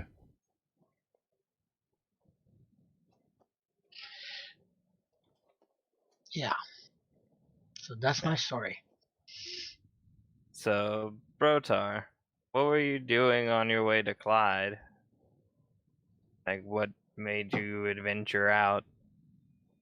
Well, I mean, there's not much to say. I was just a sailor out on a ship where I'd been for the last, 10 years or so before that. But, I mean, y'all remember when we first got together, I used the axe and I was pretty tough and rumble, right? Yeah. So shortly before I got off the boat, we got attacked by pirates. Not too far from Willowdale Wharf, actually. Probably kind of actually near where we are now, if I'm honest, which is a little weird. But anyway, we got attacked by pirates and they killed almost everybody in the crew. But something happened and I kind of went bonkers and just started killing stuff. And I wiped out all them pirates. So it was pretty much just me and my captain at the time. And we managed to get the ship back into Willowdale. And at that point I said he was done. He sold the boat and left. And I decided it was time to find something else to do. That's what brought me there. So Grim was on this boat with you as well? Yes. It was me and Grim. I guess I'm retconning this story a little bit. I'm not sure. Yeah, because y'all went from Willowdale Wharf together. Yeah, I realize that. My story doesn't add up, does it? I mean, it's fine. We found Grim floating in the water and we picked him up and brought him into Willowdale. Grim was a ghost the whole time. Maybe Grim was dead, yeah. Everyone's a I mean, ghost. he might be. I don't know. This backstory is getting too Jesus complicated. fuck, he's alive. For now. Let me go back to my original. Let me see if I can figure out where I got lost here in my story. Yeah, no, I mean, that's what happened. It's Okay. basically you had traveled. So this was actually pre-Grim. So Okay. So you met Grim in Willowdale Wharf and Yeah. on the way to No, Clyde. you No. We met at somewhere south. you met in I know. You guys met in Hunter's Fell, right? But Yeah. Brotar was at that point with a totally new. Oh, that I forgot Grim about was that part. familiar with. So what Yeah. happened was the guy I liked, the captain I liked, sold the boat. He left. And then I stayed on with that crew for a bit. And they were a bunch of jerks. But when we got attacked, back to that. That was after that. We picked up. Yeah. I am so bad. We picked up Grim, and then we came around to Willowdale Wharf. So Brotar has a 10 intelligence. I'm. right now. You know what? I'm so lost. And then I lost 10 years of my life in there somewhere. Also, so Well, Yeah. that was that old win. I know it's saw just that part. that makes me forget stuff sometimes because I'm now old and geriatric.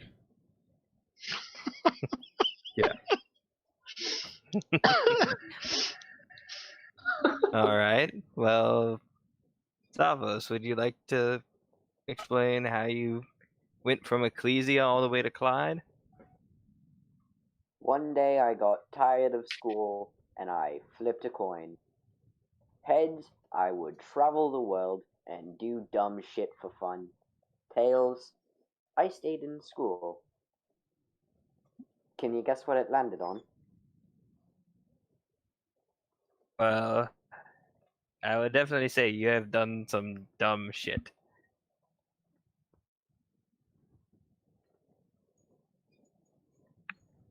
I guess now it's only fair to explain what I was doing going into Clyde. I spent the last almost 13 and a half years with this traveling group called the Wandering Menagerie. And I got a bright idea that maybe becoming a hero would help raise the popularity of the menagerie. So I'm trying to become a hero that, like the ones I've read in stories, and trying to be a living legend so that I can help my family by drumming up business. And I had just left them maybe about a week before heading into Clyde. And that's where we met.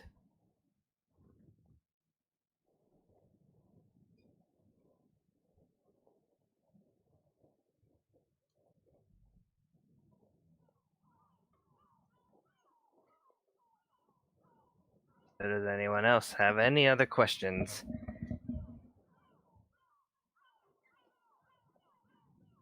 Do any of y'all have whiskey? I suppose you all must have questions for me? Well, you said you don't remember much. I don't remember You said you much had about how I amnesia. got here, but I do remember quite a bit about the past. It all depends on the questions that you ask.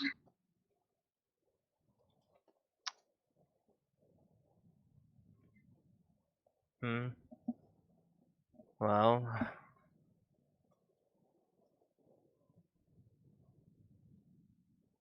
what's your connection to the Carlos Corporation other than being their slave? Is that it? I guess is what I'm asking. Well, from what little I remember of me getting here, one moment I was boarding a ship, and the next I was toiling away in the mines. Hmm. I was looking for something for Alma, my betrothed. And you said she made that mask for you, right? Yes. Hmm. Yes, she did. Do you think she'd be able to make one for my drow friend in the menagerie, or something similar, It's if quite we meet up with possible. her? There's likely nothing she can't do. She's very good with building things with magic. I believe she said that it's she's what she does is called artificing.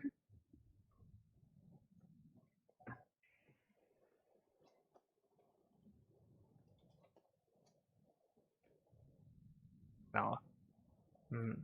She's So what you're saying is she's really good with her hands. he has dark skin, or like grayish skin, but he definitely blushes. Oh ho! I said nothing of the sort. I'm just teasing. That's all right. Suppose I'm a bit tense. Oh, that's what the jokes are for. Well, I suppose this was going to come out sooner or later. So, Savos, to answer your question, kind of reaches into his cloak, pulls out the scimitar handle, and sets it in the middle of the table.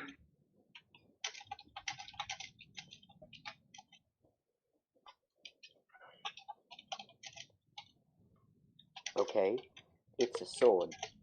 No, it's a broken. Basically, like the metal of the sword has been broken off, and the symbol of Loth in the center of it has been purposely defaced. So you hate the Spider Queen. I do.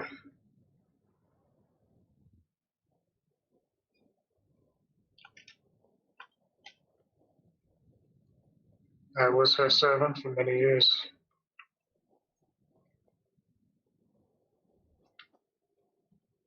Willingly? It was all I knew. A dog doesn't get to choose its master.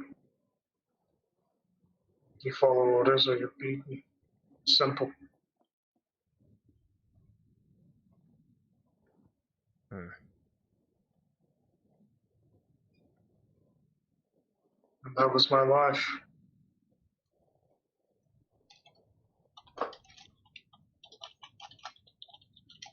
Until I failed in one of my missions and Alma found me.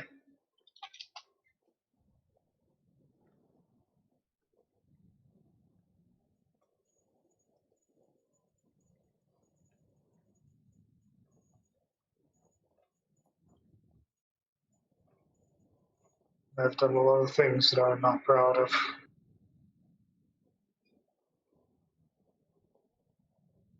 I think I've probably seen just about the worst things that people can do to one another. Some of which that I've done by my own hands. Do you still feel that way now? Do you still feel like you can do those things now? I want to live for myself. Whatever that means.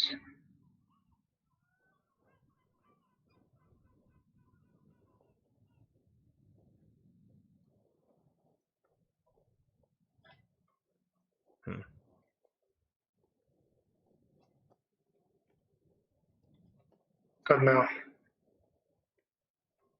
Not doing those things was what caused me to get into the predicament that I'm in. We were raiding a village, slaughtering its inhabitants. I made my way into one of the huts. There was a young girl. I hesitated. I let her go. I was reprimanded. I was punished. And I was sent on a suicide mission. My group didn't make it. I survived. I lived in bondage for a few years before finally becoming integrated into the tribe, and I was accepted amongst the other Wood Elves, despite the way that we had treated them.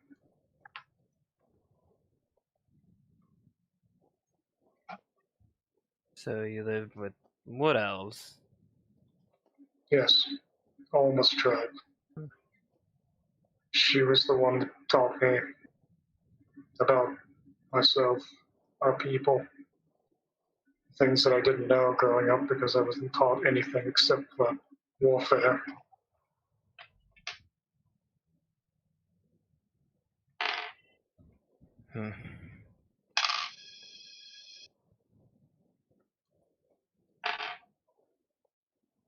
So, you can make of that what you will. But that is what I was.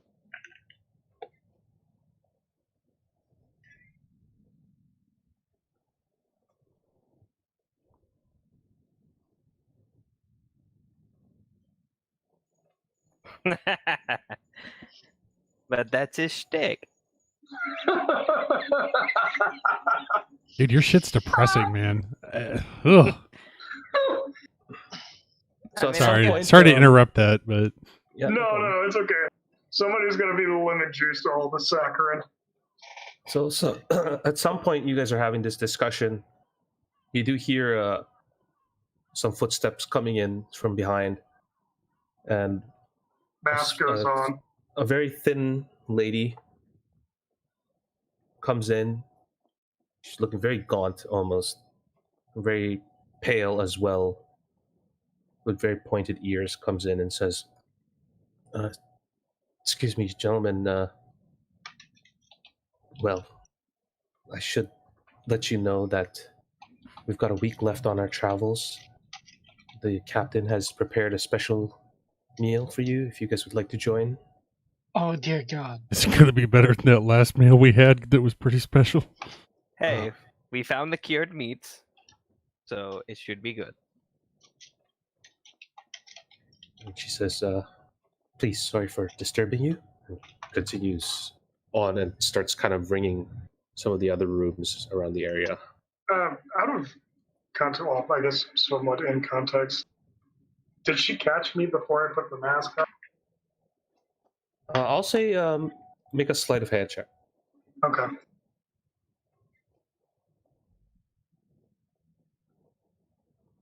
Would I be able to inspire that? 5. Yeah, she But saw you in full, but she didn't seem to make any notice of it. What was that?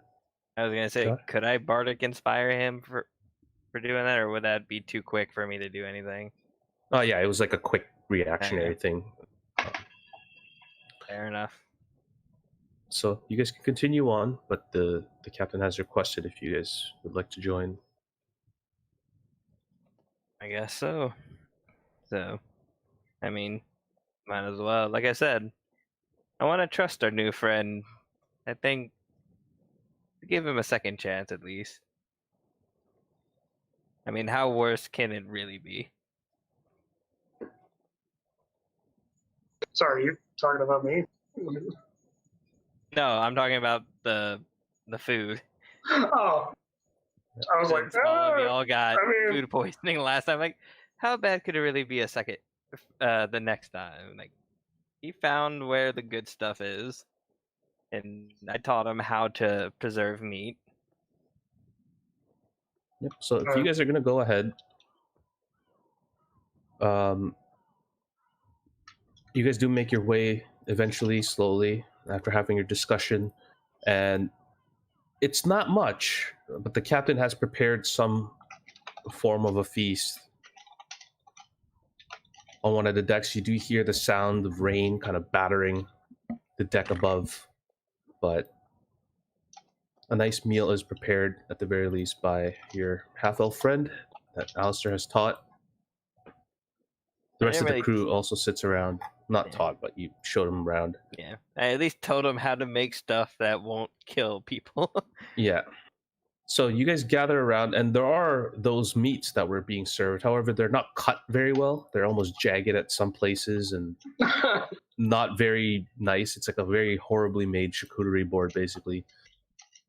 And the rest of the crew is just sitting around, having a drink, eating a little bit of the food in this dimly lit room.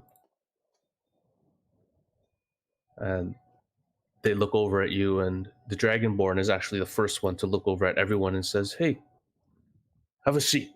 Have a seat." Pulls up, makes room for everybody to sit down. You guys are all kind of just gathered around and eventually join them for a nice little meal. Woo! And about partway through your dinner, slowly everyone gets up one by one. You see a man, one of the crew members comes down, named Zuma, a half-orc, runs down. Captain Lambert says, "What's the problem, Zuma?" And Zuma says, "Oh, we're hitting a fog patch, sir. Visibility is nil at this point." And Lambert says, "Ah, well, any of you wouldn't happen to have crewed a boat at some point?" Alistair just slowly points to Brotar. And you see the half-elf who'd been cooking the food raise his hand, and Captain Lambert just pays him no attention. And looks over at you, Brotar, and says, "You know your way around the waters?" I've been out at sea a time or two, you might say. "All right, well, dinner's over, boys. We got to get to it." And you see everybody just kind of rush up to the deck. And are you guys going to follow along? I will. Yes. Sure. Yeah, Okay. I guess so. So you guys make your way up, and immediately it just looks like a white smoke in the night sky. It is extremely dark. Not dark. It is extremely low visibility at this point outside. You probably can't even see past 5 feet from you.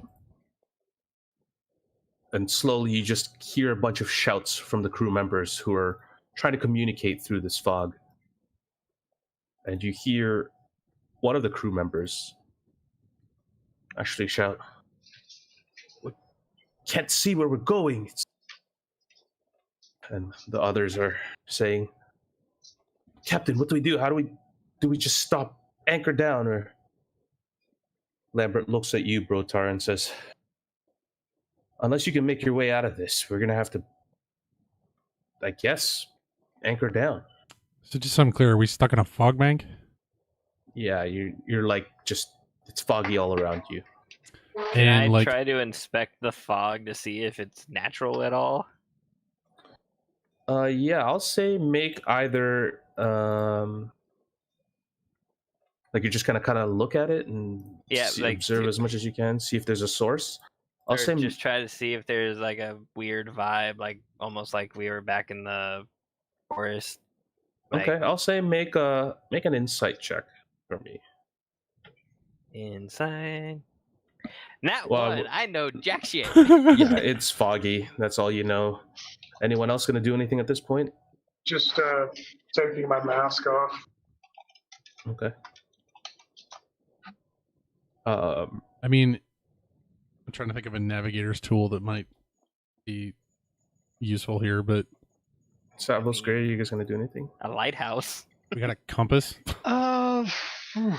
Yeah, you guys are still exhausted at this point. It's for the Shit. whole week, so. Oh shit! No, Gray's just gonna stay in the where he was, be eaten. Okay. Where were we when we went into this fog thing? Were we close to shore? Were we out in the middle of the ocean? What's going on? You ask one of the crew members, and their response to you is that you guys are you're still far from shore. You're still out kind of somewhat in the middle of the open ocean. Anybody got a goddamn map or anything around here? Someone show me where the hell we are. Yeah, so they show you that you're where I put you guys just now. All right, and is there anything marked on the map like that would cause us to be worried? Nope, just open ocean. I'm gonna climb up to the crow's nest and see if I can see anything above the fog at all. Okay. So it takes you some time, but you do manage to climb, try to get a good vantage point. The fog continues even all the way up here. I can see nothing from up here either. Well, I assume we have a compass. There's nothing around here that we can run into. This ain't some magical fog. I say we just start heading in a westerly direction and take her slow. I'm heading back down. All right. Do you guys think that's Captain all right? Lambert says, I don't love the idea of just anchoring out in the middle of the ocean here.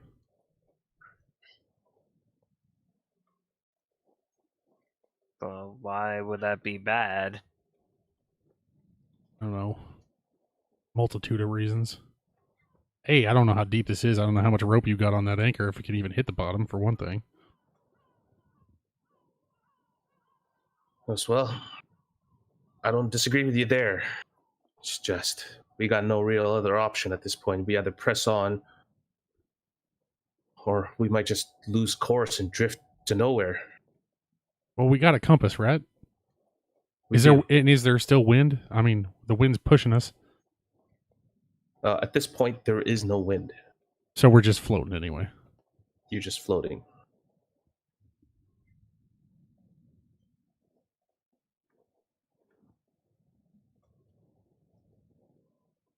Says, well, you just give the word and I'll get my men to start rowing us as much as we can. I mean, not going to help much, but 6 to a side might work. I mean, as long as the pointy try end to- is going west, I think we're okay, ain't we? All right, then. Lambert Still don't like this fog. kind of yells out and issues an order, and you see Hilgar begin to just signal as much as he can using his voice. He's going, over here, and people are just kind of tiptoeing their way as they begin to move through the fog.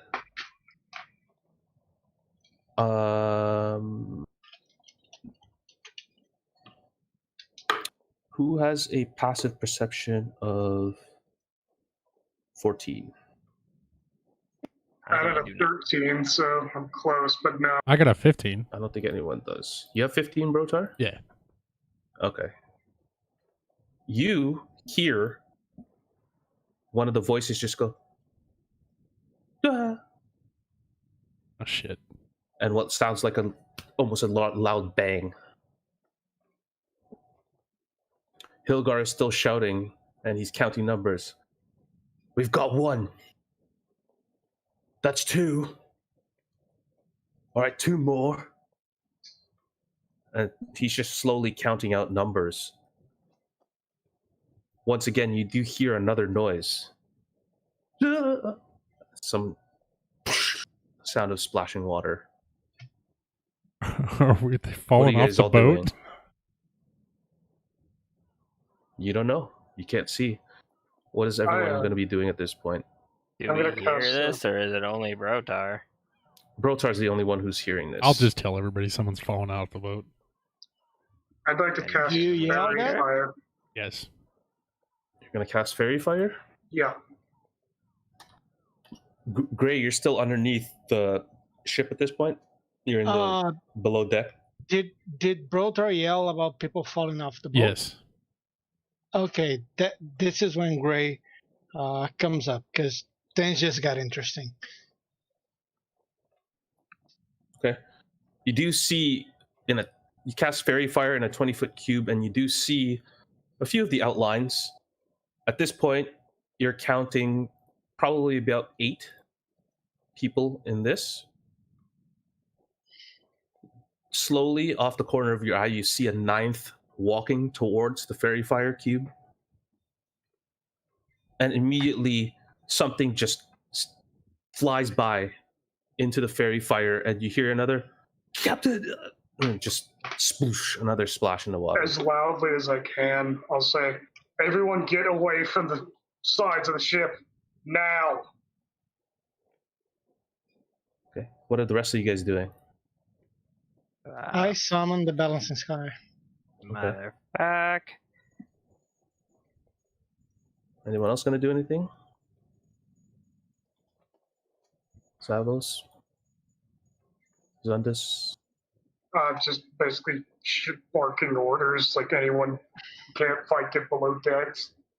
Okay. As you guys are starting to shout muted. this. Yeah, Savos, you're muted. So as you guys are beginning to shout all this stuff, yeah, Savos, did you want to do anything? I can't really do anything, so no. Okay. So at this point, you do hear a little bit of chaos as footfalls are just moving towards you guys as much as possible, towards the back of the ship, where the entrance of the captain's quarters and the entrance to the deck would be. At some point, you do hear a loud wail and shrieking from a distance, high above you. It just goes and begins to move closer and closer to all of you. I'm gonna Eventually, Drawing my sword. you do hear 3 loud thuds in 3 different areas of the ship. One is directly in front of you. And as you guys are kind of huddled together now, as close as possible, and a few of the crew members have begun to kind of descend the deck entrance, you see a long barbed tail just suddenly and attempt to hit you, Gray. That is, give me a second here. So out of nowhere, you see, so yeah, that's 21 to hit. Shield. Okay, so what does that raise you to? It gives me a +5 to my AC for the turn. Gotcha. Okay, so that'll miss you. And you just see, like, as you pop your shield up, you just see 3 spikes just fly and immediately fall to the ground.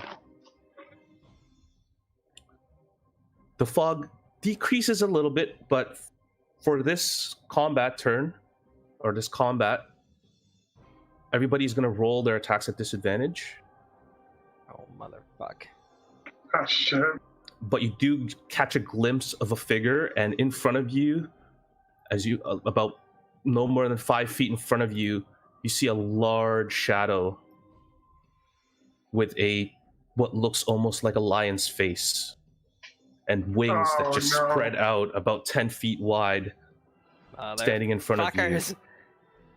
I need everybody to roll initiative, please. Oh, Yes, shit. Ryan. God.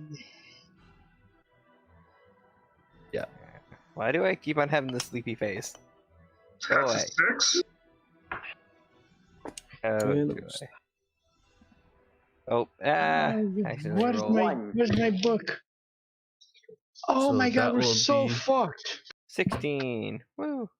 So that will be hold on, let me just look at the initiative here. So that's 8 for Gray, right? Yeah, Gray 8. that's so shitty. 17 for Brotar. 16 for Alistair. 16. That's a 1 for Savos. Wow. And a 6 for Zundis. Damn. Yeah. We're all Okay. gonna die. You see Lambert just begin to run down. However, you are you do have Hilgar who stays with you guys above the deck. That's the Dragonborn, right? That's the Dragonborn. He is. Give me a second here. He's actually just a little bit off to where you guys are. He is right. Oh, there's a boat. Okay, so top of the order will be Brotar. Oh, we have a big friend. That's a real big guy. We're good now. What do you want to do? Yeah, he's not huge, but whatever. By the way, I can't control my token. Yeah, sorry, it has to be linked That's to your okay. sheet. That's why I And gotta the- keep doing it this way. The Dragonborn's But- like, that's our buddy, right? Yeah, he's just been ushering people. Sorry, he's over here. He's just been ushering people to this area, which is where the deck Gotcha. entrance is, or the exit to the deck. All right. Did you say we saw multiples of these shadows or just the one? You saw multiples. Sorry, that wheel's a little huge. I know it's not supposed to be that big, but anyways, yeah, there you saw multiple. Oh, joy. Boys, if we're gonna die fighting. So Let's do this. is my turn. Yeah. All right. I'll bonus action echolocate the mana core, Okay. and then they'll fire 2 shots at him, I guess, with Dolphin. Okay. First one's a Go ahead and make your 2 23 attack. 23 will hit it. for 19 damage. Got it. Second one, Nice. not quite as good. 15. 15 will still hit. Okay, 17. 30. Math is hard. 37? 36? Total? Yeah. 36, yeah. Okay, got it. So you just immediately, that's with disadvantage, all of that, right? Oh, shit, no. So I guess that would okay. make... One level of exhaustion doesn't cause disadvantage on attack. No, but the fog is causing it. Oh, yeah. Okay, so I guess that would make So it you a guys have- 15 then for the first one. 'Cause That's Yeah, 2 rolls, right? That will So still hit, for yeah. 17 damage, then I'll roll 2 more. Got it. Glad this came when it did. 14. What's the second disadvantage roll? 20, not natural. Okay, 14. 14 will still hit it. Okay, so that's all So still both 19, shots- so it's still the same, 36. exact same damage. Yeah, that's crazy. Nice. Yeah, so you just gather this large figure is in this vicinity. You pull out your weapon and you just begin firing indiscriminately as you just see this creature. You do hear some loud as you guys you're just shooting this thing, and you don't know what else is going on at this point. Anything else you want to do on your turn? Movement bonus. I'm gonna move back a bit to here. Here. Okay. Are you within striking range?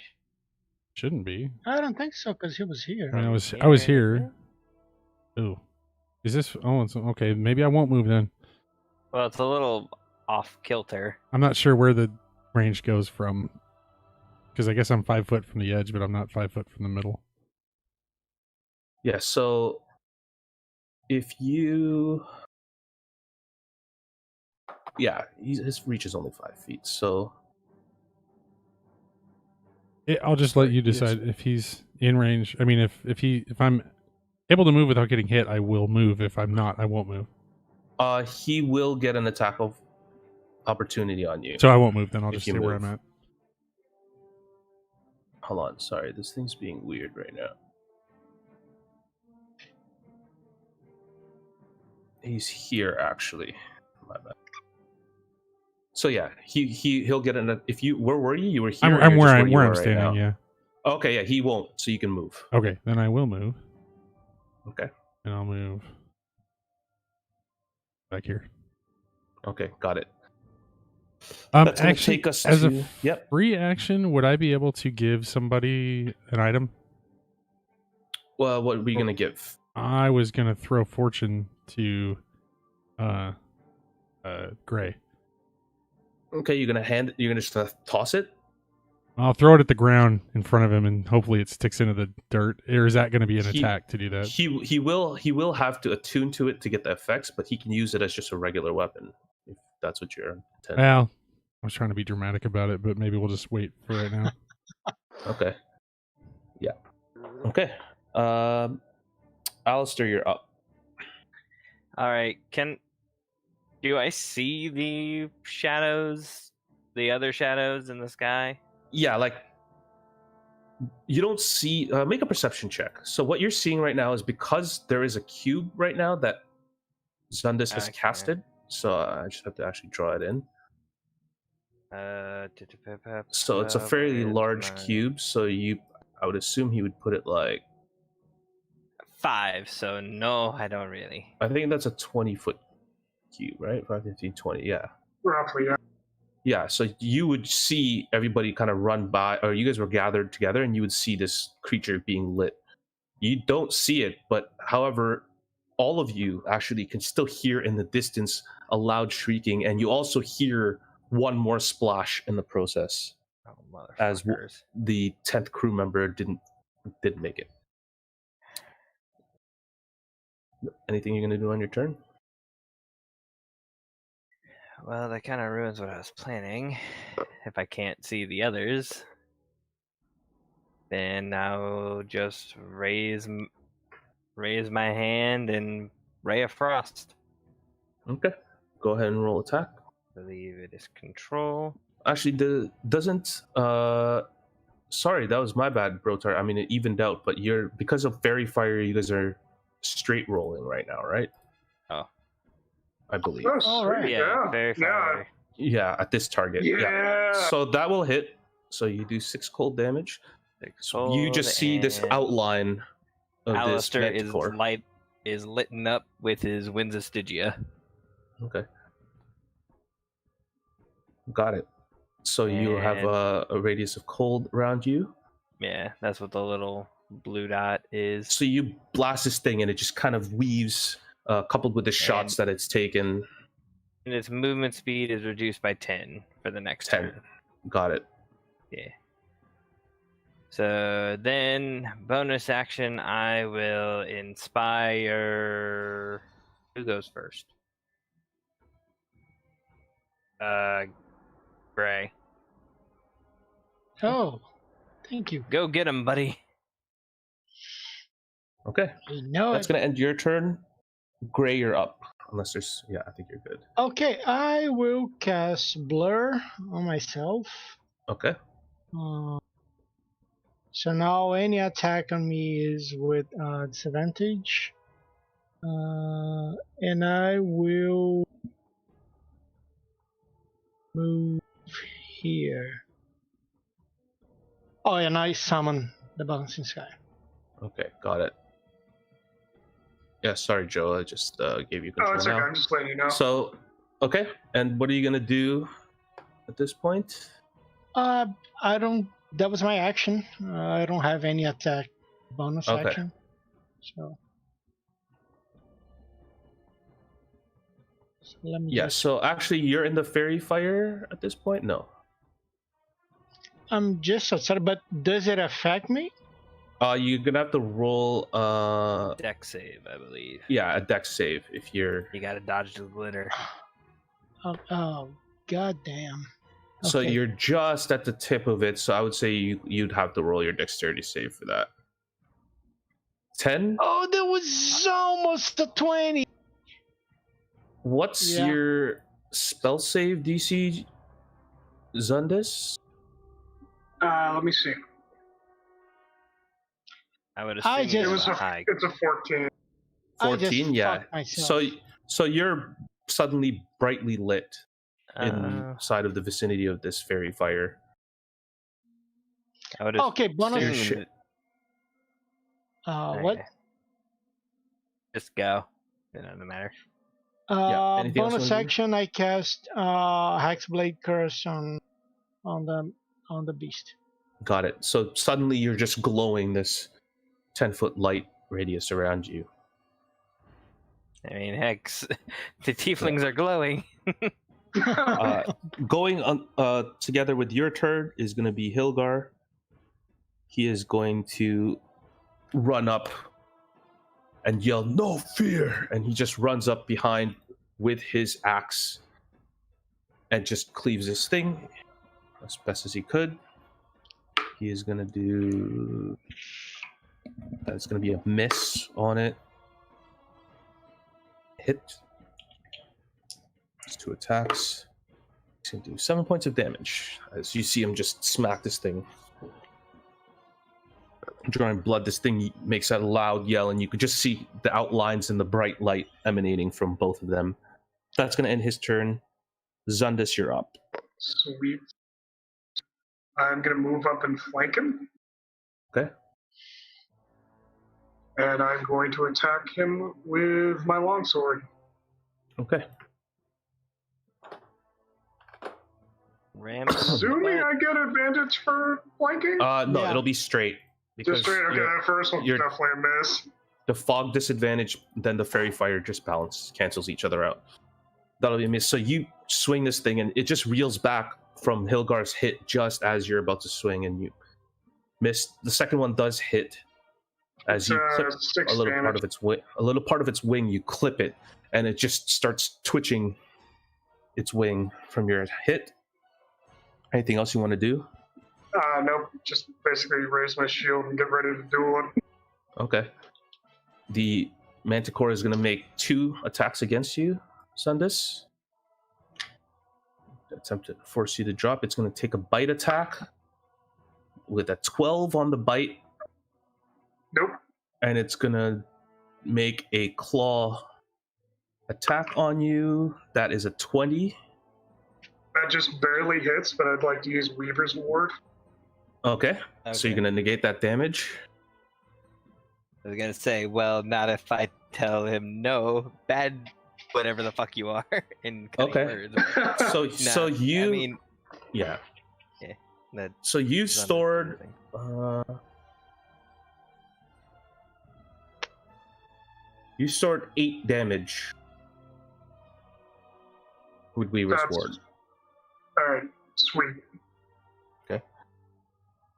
It is going to attempt to move out of the fairy fire, but it's got a speed cut in half, so that's 5, 10.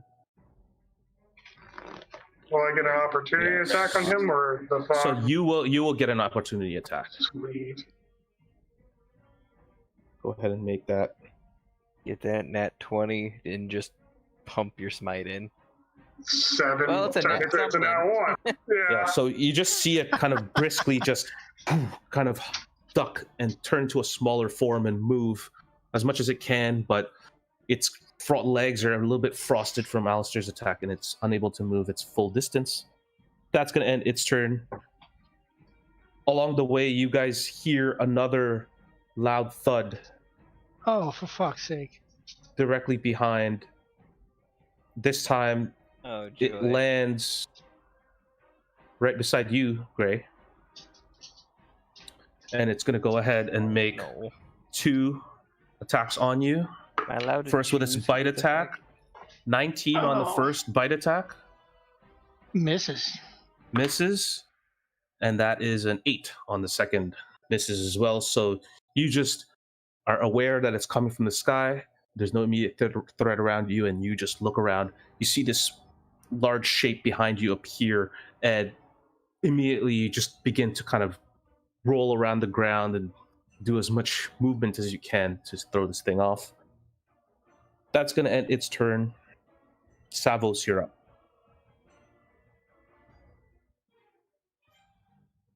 You're muted, Mr. Savos. Sorry, It's okay. house is pretty loud, so I'm trying to keep It's that okay. down. No problem. I am going to cast Shatter at the first one. Okay. Which, the top one? Got it. Shit. Yeah, that one went in. 10 damage. Jesus. What is actually, no, I'm sorry. what is the range? Not range, but the AOE on it. 10-foot 10 feet. radius. 10-foot radius. Okay, so it'll just hit pretty much it. It rolled a 17 So it takes 5. plus. It rolled a 20 total, so it'll take 5 damage. Got it. Okay. Anything else you want to do on your turn? Run the fuck away? Yeah, that's what I was doing. As a bonus What? action, I'm going to Misty Step right here. You can't cast 2 level spells in a turn? Yeah, it'll have to Oh, yeah, be you're right. level and cantrip only. Alright, fine. Then I'm going to run behind Alistair. Okay. And Yes. I am your Got it. beacon of hope. Okay. So, you guys are just kind of running, and you just see each other's forms slightly as you come within 5 feet and brush by, moving as much as you can. However, you just hear this loud crack right on top, and the manticore seems to... It has had an effect on it as it begins to kind of cower a little bit, that you can see its outline. Okay, at the top of the order, before Brotar, you hear a loud wail coming from directly above you guys. Oh, Boy. fuck. Oh, A extremely, very loud and disturbing wail. I need everybody Oh, to come make on. DC 13 con saves, please. why do you hate us? I don't hate you guys. Oh, no. 22. Wow. Not how we TPK. Success. It's about TPK. You guys are beasts. Okay. You just... Savos, Alistair, as you watch Savos run by you, he just falls down to the ground and falls unconscious. Oh, fuck. I believe that drops him to 0 hit points if I You're- pick another monster, right? Yes, you are at 0 hit points. This point. Oh, fucking joy. If this is how I have to retire Savos, I am going to be Where's Thundercock? extremely pissed. Get ready for the thunder, the thundercock. Oh, God. My intro theme is going to be Thunderstruck.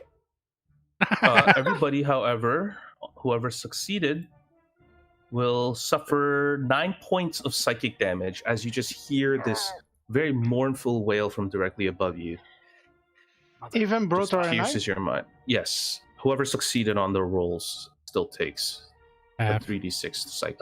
How much damage did I take? Because I got like a 12? Yes, so you still... Everybody above a 10... Sorry, Oh, what was it okay. again? You said Sorry. 13, I thought. The DC 13? Okay, actually, Yeah, so yeah, sorry, that Alistair was is my bad. Alistair, you Oh. also fall unconscious Oh, at 0 God. hit points. And And Zundis, Zundis, you also fall unconscious at 0. Oh, cool. oh, joy. Brotar, it's your turn. I got a nice backup. You guys are fine. Trust me. Is the I guy at haven't the, Just even killed tried to both of think our of a healers. backup. You're okay, you're okay. the one that's at the bottom We're here? not okay. Yeah, That's the one that I got marked. okay. Is that So right? you moved your mark. No, which one is the one that I marked? Because there was I don't. Not this one up here. That's the top one. Okay. Yeah. I'm still well within range of him. So I will. Yeah, I guess I'll just. What I'm gonna do is use a grit point to do a Deadeye shot, so that it would gain advantage, so I'm not at disadvantage anymore. Got it. So I'll just do a straight to attack on him. Oh, Oof. fucking Banshee. First one's a 10. Bitch. Yeah. 10 will miss. So you're just trying to look as best as you can, and you fire off a shot. No effect. Second one's a 22 for 11 damage. Okay. Yeah, that'll hit. And then So that's for this one, right? yes. And then Got it. I think how do I do the action surge? I can do. I'll do that. It's not a bonus or Two more anything, but Yeah, it's just something you do. I will do an You action get a whole surge. other action. Okay. Go ahead. Do your action And surge. Another 2 I disadvantage will attacks. at this point, because this gun is empty, fire my new pistol at him twice. Okay, got it. Go ahead. That's a natural Your one, so attacks. that's a fucking misfire. That's a misfire. Awesome. So on a misfire, do I have to do a tinker check to try to clear it, or do I just take an action to clear it?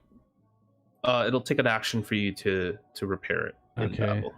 So let's see. I have one more attack to do, but this gun's broken. This one's empty. Fuck it, I'll throw my boomerang at him. Can I do that? Yeah, do it. Yeah, 3 of your. Oh, and it's a people just natural throw fucking a 20. Boomerang at the thing. A critical? It's Oh a my nat God. 20 for minimum 5 damage. damage. Got it. Oh, That's man, fantastic. That's crazy. And then it flies back to me, and I'm my like, boomerang, gosh. bitch. Both of your healers just died, but all right. I don't have anything I Oh, can fucking do for boomerang. you. I don't have a potion or anything. Who has potions? Wait, I I have a thought we had potion. some. I used the potion I had on someone else last week. Oh fuck. We need to buy more potions. We probably do. That's gonna be my turn.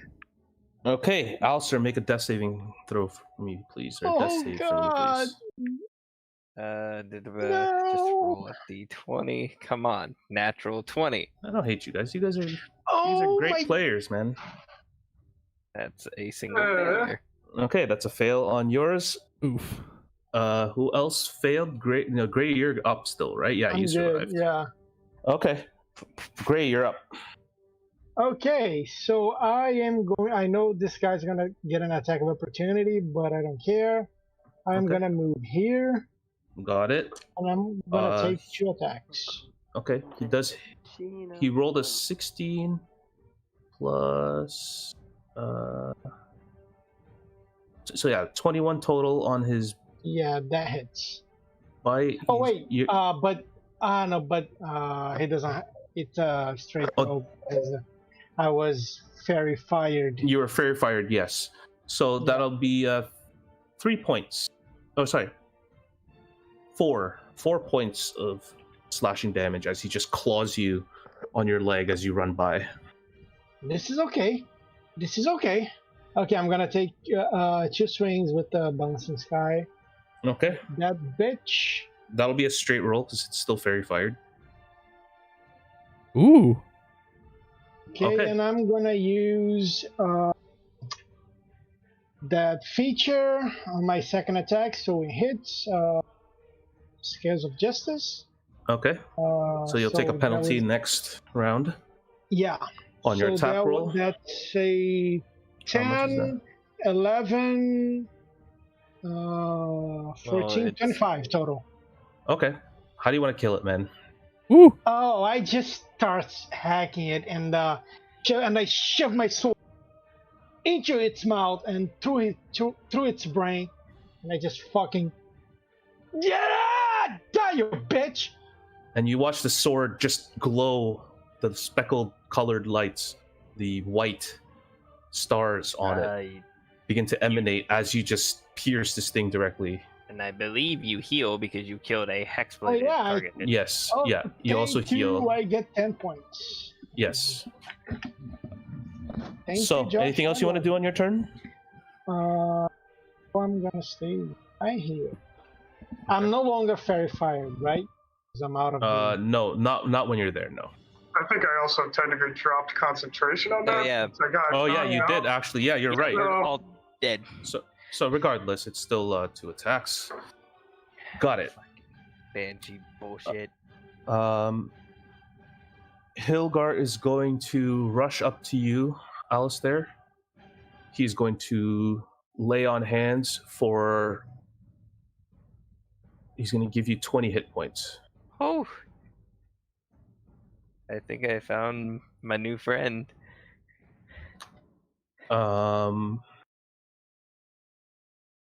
So he just raises his hand and begins to mutter something under his breath. Puts his hand on your chest and poof, you just feel this surge of energy. Sorry, not 20. Oh yeah, 20. That's right. Fuck. 20 hit points. That's gonna be. Yeah, that's gonna end his turn. Zundus, I need you to make a death save, please. Alright. Please don't die. Please don't die. Okay, that's an 18. Aw, That's you- 1. So close. Okay. So close. So That's you another add a success. success. Yep. Please let this work. Yeah, this is starting to feel familiar. The Don't say that. You're not allowed. yeah, the manticore is gonna run up to you. Shit. And it's gonna make. Let's see how much. Are you really it gonna kill hits. him right here? In this fucking Hey man, house. I'm just I'm just RPing. So the manticore just begins gnawing at you on the ground. You lose 2 death saves. He gets 2 attacks, right? That's Yes, it's not going to use its second attack. Actually, sorry, it's going to shoot a barb. It shot a barb at you. The other 2 barbs. So, Let me just make sure. is it it's still 2 Well- death saves? Or... well, since it's within 5 feet, it is a crit. Yes. So yeah, you'll still lose your 2 death saves. It's also going to fire at you, Brotar. 2 of its tail spikes. So that is a 13 on the first one Miss. and a 7 on the second. Miss. So that's no hits on that, right? Nope. My AC is 15. Got At it. this point, it feels like you're So, yeah. bullying Joe. What's Yeah. that? So you, At this point, it feels like he's bullying you because I mean, like he's a I threat. said, deja vu. Yeah. Here we go What again. happened, man? That's gonna end its turn. The Savos, make a death save for me, please. Yay. Oh god, not the Woo. wizard. Okay, that's a success. So mark that on your sheet. Savos will not die just yet. Okay. The Banshee is going to.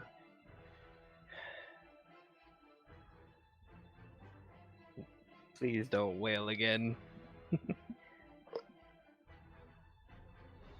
She gets 1 a day. She's gonna I thought it was a recharge. suddenly make. It's once per day, so it's okay. Okay. She's just gonna slowly begin to wave side to side. Brotar, you can just see, and at this point, the fog is starting to somewhat thin out. So everybody's attack on disadvantage is slowly disappearing. By the time this round completes, or since this round has started, since she's at the top, and you just hear her let out a fiery yell once again that just pierces everybody in the area. I need everybody to make a DC 13 Wisdom save, please. Ugh. How big is Including this area? How big is which? Sorry, 17. This area? like the area of effect that she's doing. Yeah, because Oh I would my assume we God. would Wait, automatically fail. I'm rolling that one. That's I- you guys don't have to because you guys are unconscious. Okay. I rolled that's a a natural 60. one. That's Oh, 60 God. feet. Stavros, you don't have to. You're fine. Brotar, you are frightened for the next Oh, son of a bitch. Okay, so it's What is frightened? for the do? next minute. Disadvantage on ability checks. I Yeah, can't so you guys have to willingly make it at move closer to disadvantage the. anyways. I can't move toward the thing. and Is you it- have disadvantage on attacks while Yeah, I it's saw it. within sight. Is it from the Manicore or from the thing that's above us? Or It's from whatever? the banshee. Okay. Okay, that's gonna end her turn. Brotar, make a save at the end of your turn, I believe. Okay. So, And I but need I you get to do it at disadvantage because I need to make you a are. save first. You need At the your end of turn. your Your turn basically ends since you're just running from it, but you have to Oh. make a save at disadvantage because you are within line of sight of it. A Does wisdom the save. fear specifically tell them to run away? It doesn't Uh, say I have to run away. It just says I can't run toward them. Sorry, it says. I can't willingly move closer Yeah, to you the you source can't of move. desire. You can't willingly move closer. You don't run, but you can't willingly move. But I don't get to do anything either. No. You can, but you get Oh. disadvantage on attacks. As Right, long as sorry, you can that's my still see bad. it. So Just trying to read. That's this how thing. basic fear works. I guess I'll just reload Dolphin as my action. Okay. I think move- it's an attack to do it, not just an action. Okay. Well, I get 2 attacks, so Yeah. So reload you it. still get disadvantage on ability and attack rolls. It doesn't. I don't have to roll with anything to insight. reload it though. And then I'll No. take the other action to fix the other gun. Okay. And then for my bonus action, I'll move the echolocate to the other guy. The manticore. Yeah, the Manicore that's still up. Yeah. And that's it. Okay. Okay. Alistair, you're up. Did I need to make some save though at the end of that turn? Yeah. Make a wisdom save at disadvantage. Okay, well the Oh, first so one's fear a makes it a 6, disadvantage. Yeah, Yeah. So that's a failure. on and that. that's going to be a failure. Yes. So So you're still feared. 14. Yeah. Alistair stands up, sees everything that's going on. He will bonus action, 3rd level healing word.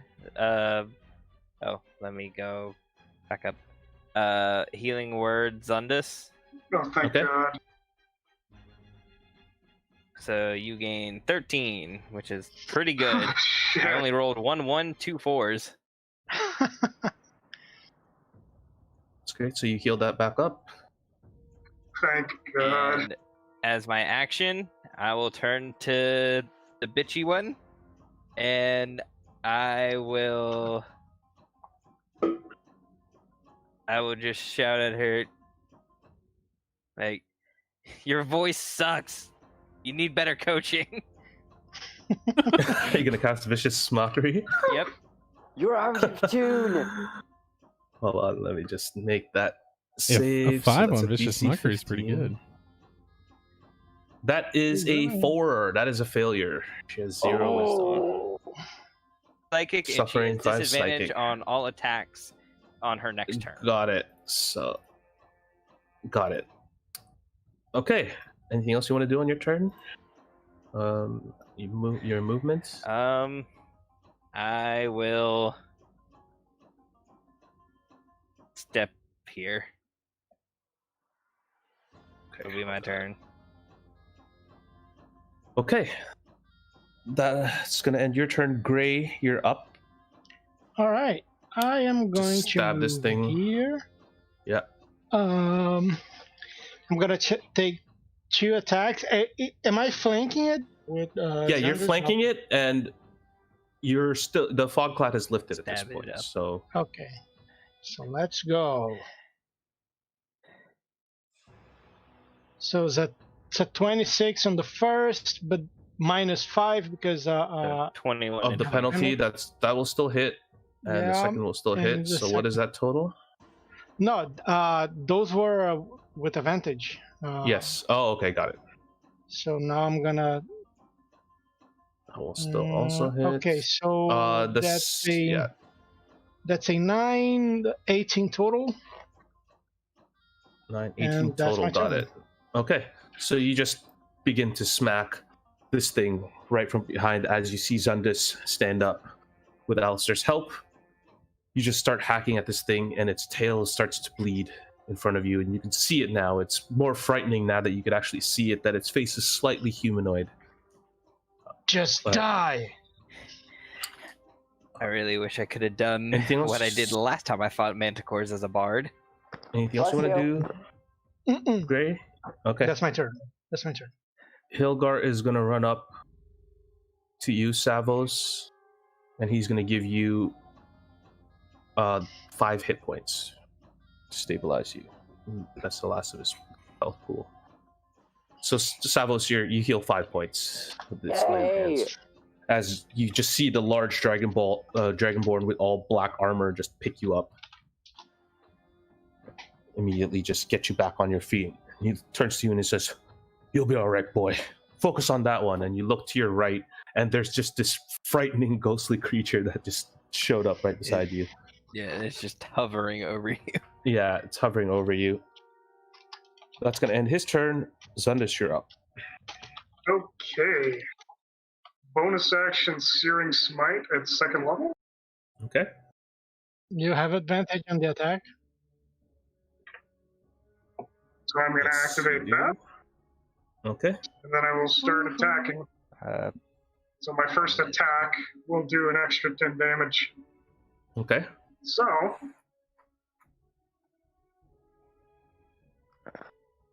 Wow, that's pretty beastly. So I have to make a DC 14 con save. That's the first strike on it. it's an Ooh. 11.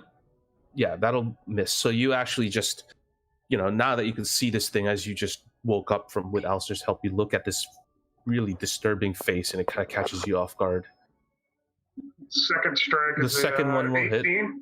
That'll hit. It's 18 total, 10 of that is fire damage. 18 Then- total. 10 fire. So, one-handed, right. So 18 total, 10 fire. Got it. And it has to make a save, right?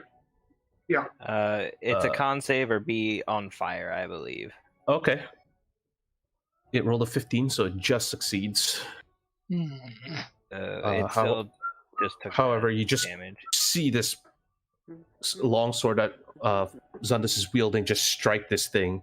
A big long trail of flame just slides through, eventually hitting this manticore. Slides through the air. Anything else you want to do on your turn? Movement. Bonus. I believe, actually, no, your smite is movement. Yeah, no, I'm just going to basically get ready. Okay. The manticore is going to attempt. It's going to turn its attention on you, Gray, and it's going to attempt Okay. 3. Sorry, give me a sec. It's going to attempt. Actually, no, it's going to see Brotar off in the corner, Oh. and it's going to attempt 3 tail spike attacks directly at you. No. That's 2 misses and a critical on the last. Ah. Damn it. Oh. So you suffer. Jay, Not bad. Whoa. Yep. Weaver's Ward. You're going to Weaver's Ward it? Yep. Okay. Hey, he may not take any damage. That's 8 on the. He rolled max on the die, 1d8 doubled, so that's 16 plus 3, 21. And you said you Oh. Weaver's Ward how much? 8. 8 damage. And I will 21. cutting words another d8 worth of damage. Okay, go ahead and roll for that. That's 13 damage. It's down to with the Weaver's Ward. And -4. So you suffer 9 points of piercing damage as 2 large barbs, like they're huge, they're probably about a foot long almost, just fly through. You duck through 2 of them. One of them just pierces you right in the shoulder, Rotar. Inspire, cutting words. So how much did that end up getting me for? 9. Oh they shit! cut all the damage down a That lot. could have been that would have been so we cut 21. much. it down 12 points. Yeah. Yeah, that's crazy. That is why I like that ability.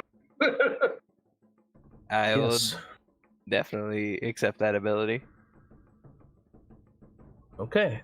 That's gonna end its turn. Savos, you're up. Okay, I am going to Misty Step here, and then Firebolt it.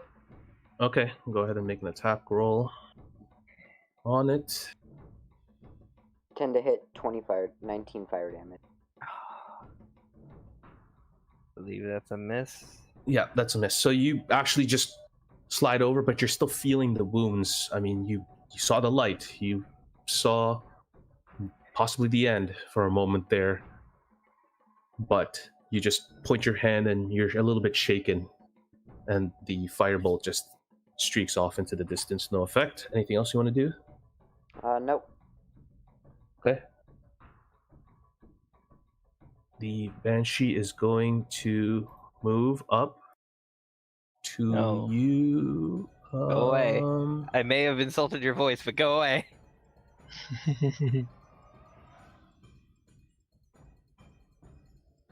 It's going to run up to you, Brotar, and it's just going to caress your cheek with its ghostly hand. Oh boy. Damn it, I was trying to use reverse psychology. That will be a 19 to hit. That hits. I thought that was going to be 19 Okay. damage. You suffer 9 damage, Hey, so Jay, necrotic damage from that. Yep. I would like to use my channel. What's up? She has an attack since when I hit her, so that would be a disadvantage thanks to to Vicious Mockery. Oh, right. Got it. Okay. So let me... Well, okay, great. That's a 7. So it caresses your cheek, but in the process, it just kind of passes through you with no real effect.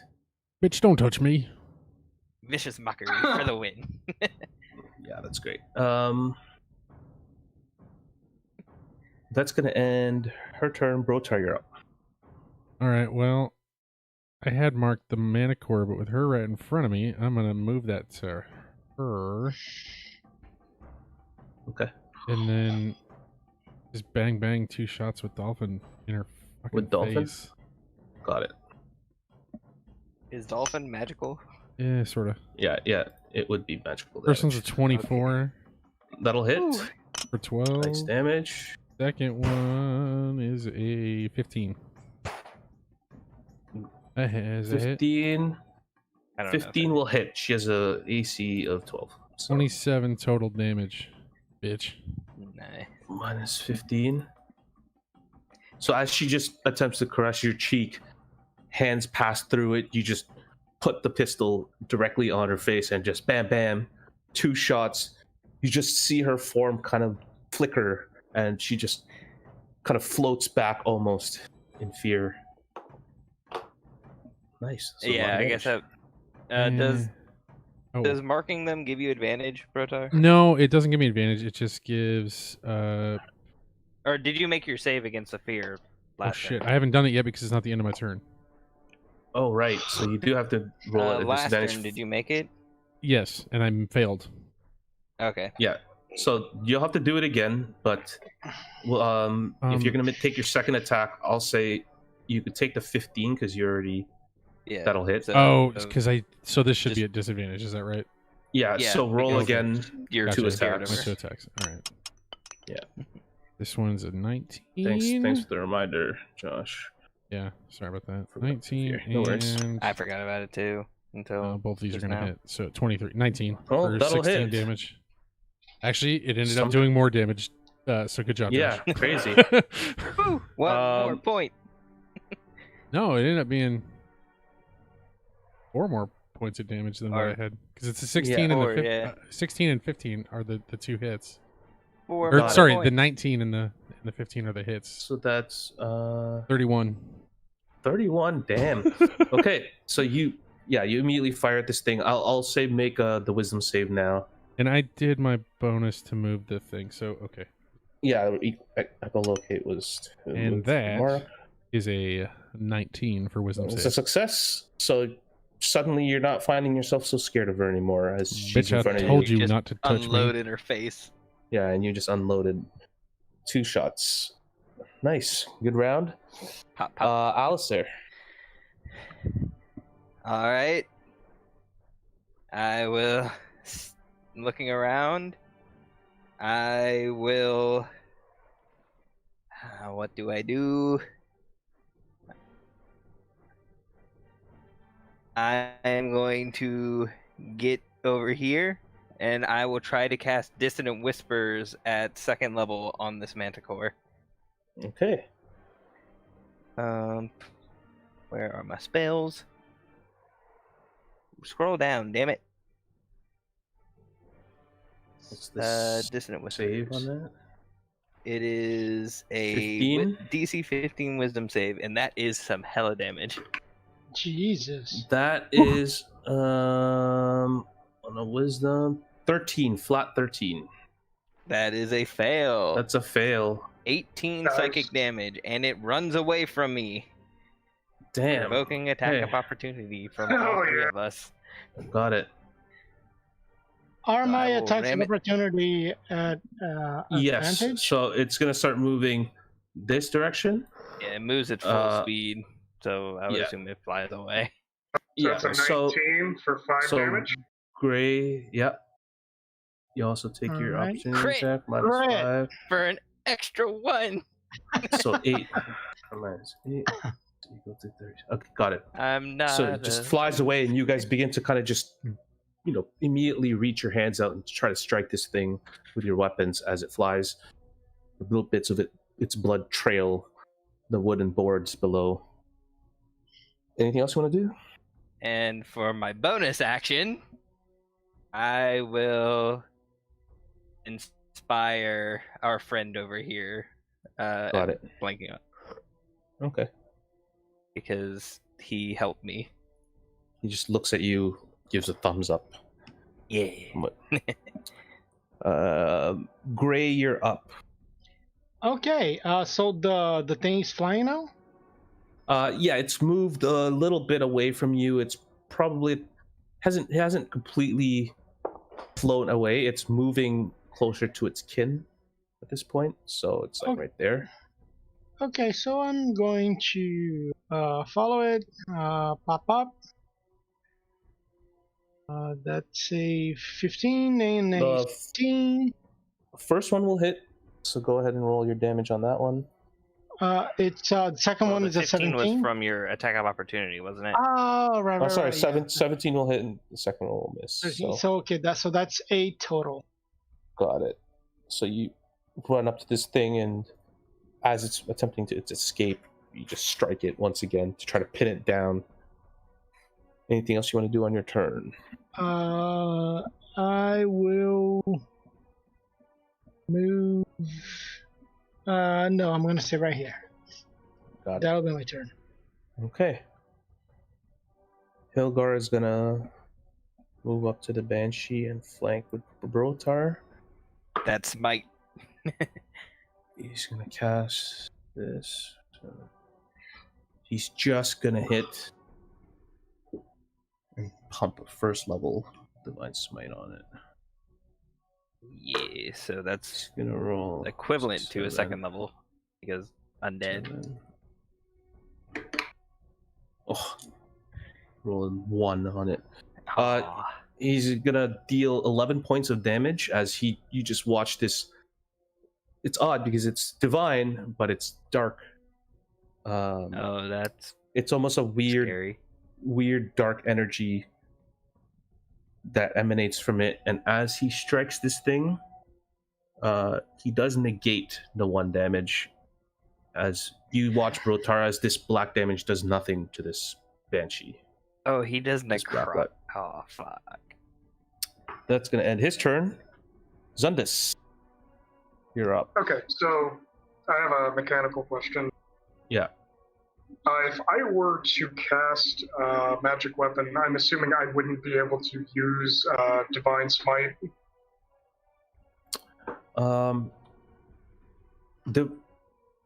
You should be able to, I believe. Okay. I Yeah, wasn't magic sure if weapon that is a was the case. bonus. Divine Smite, you should. Okay. Yeah, Divine Yeah, Smite is just you can add that on to an attack. Any other Smite yeah, spell like your you couldn't probably your because of searing both smite you concentration. can't because it's a bonus, I believe, or something. But your divine is just when It's you a hit a class creature with a ability. melee attack. Yeah, it's Okay. stupid broken at You early you levels. spend a slot to deal the radiant damage. So No. So Don't What are this you to me. trying to do? I am going to cast. I was going magic weapon. to. Shit, nothing's working. I was going to see if I can use this to check the radius of. Fuck, nothing's working on me right now. Check this radius circle is of- so funny. If you click draw shape and then do hold shift and then alt and then click, you can do something like that. Like Yeah, this. you could just freehand And it. it makes it an actual circle that sticks to the So- grid. Yeah, so you're gonna pump a divine smite. into Yeah, for the this. first attack, that's a 15. A 15 will hit. Okay, so I'm going to use a first level Divine Smite, so I'm assuming that that's 3d8 since I'm dead. Yes. Yes, she is undead. So it's going to be 15 plus 4 slashing damage for the first attack. 15 plus 4 slashing on the first. You used your magic weapon, right? Yeah, so actually, yeah, it would be 16 So plus 4. so 20 total. 20 total. 20 total on the first hit. Damn, that's some damage. All right. Yeah. Good hit. What's the damn. 13 on the second. 13 on the second. All right, how do you want to kill this thing, man? Woo! Yeah. Slow. I would say probably just sort of like swinging and hacking at it, and then maybe from head to toe, just slicing it straight down the middle. Dadgum. So as you slice this thing and you immediately cleave this thing in the middle, and you do see a bright light emanate, which is very strange for a drow paladin of Lolith.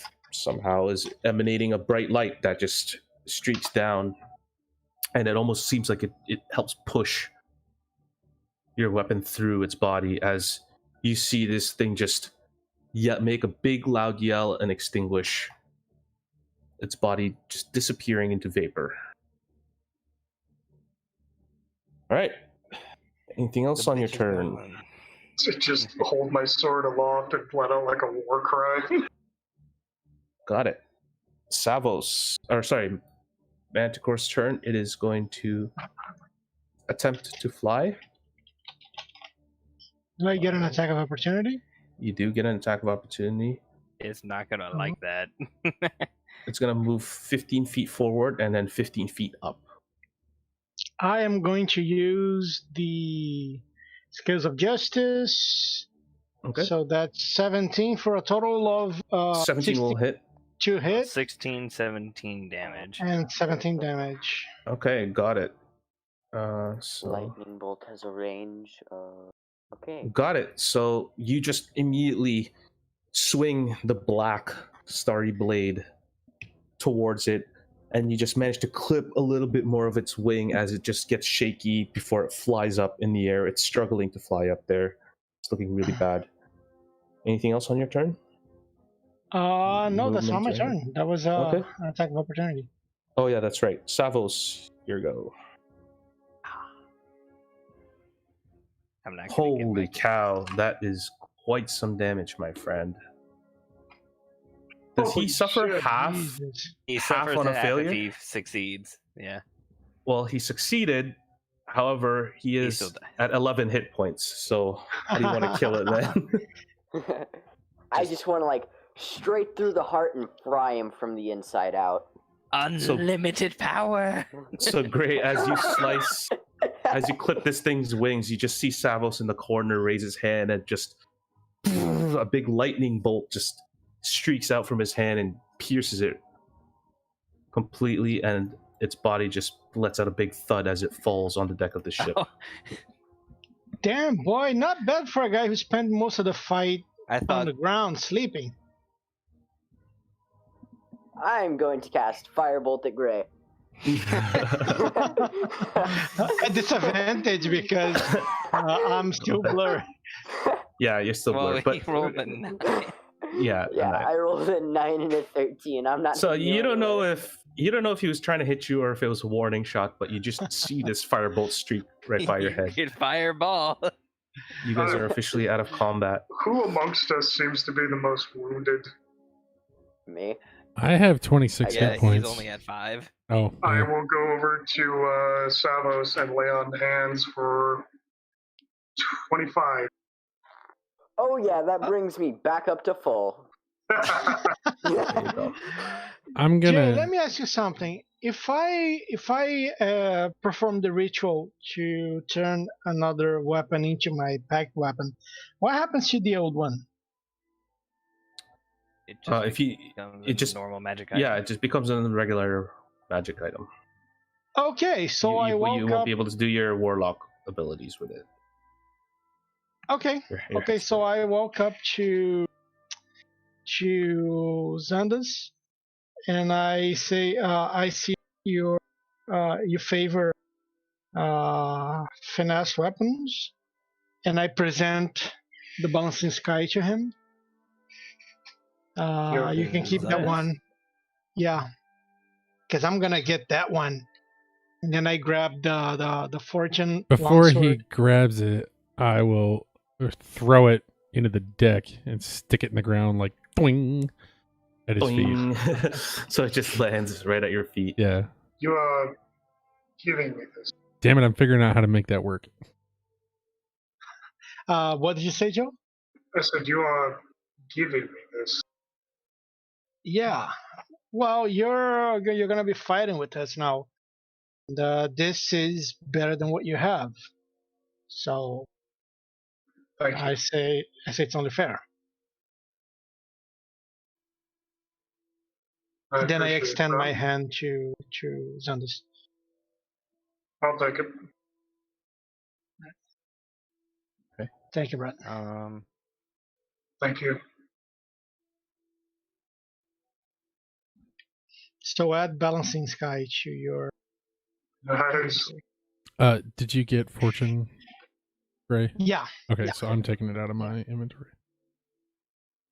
So we'll just say, just for the sake of ending the session, the captain comes out and thanks you all for saving as much of the crew as you can, though you did lose 4 people in the process to that attack. I was gonna say, are we gonna look over the water to try to see them toss down? Yeah, I'll say if you want, whoever wants to can make a perception check. Rotar, do it. You have the best eyes, and I'm giving you my last bardic inspiration. We're not fucking this up. 16. I don't know if I need it. It's 18. Okay. I can. so What is it? A Savos D6? D8. D8. I'll do it anyway, just for the hell of it. Yeah. Yeah, so I'll say through the 24.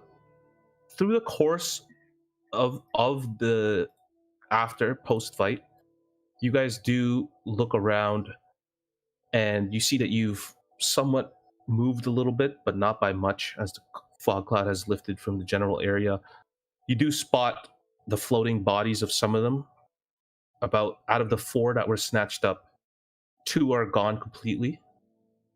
One of the bodies you retrieve but is dead, and you I manage like this thing. to save just one of them, though they are badly injured.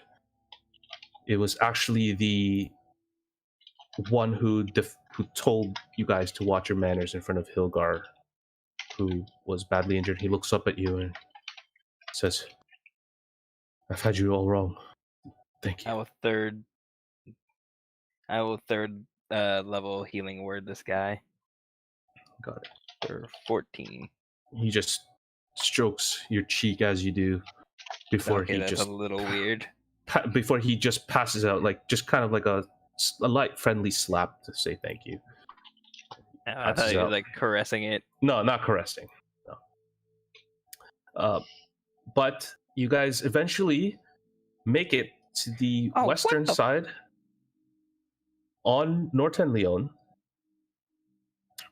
and you hear the captain state to you guys, that you're now arriving in Port Eliset. And what you guys see is immediately a large dragon skull near the port with its jaw wide open. And it's very odd because the boat is being steered directly into the maw of this massive dragon. Behind it, you see domed buildings, just a huge amount of domed buildings behind it. And the captain turns to you guys and says, well, welcome to Ecclesia. Thank you, And Captain. that's where we can end today's session, guys. So, well done. Woo. Nice. Yeah, that was. I was Holy trying. shit, man!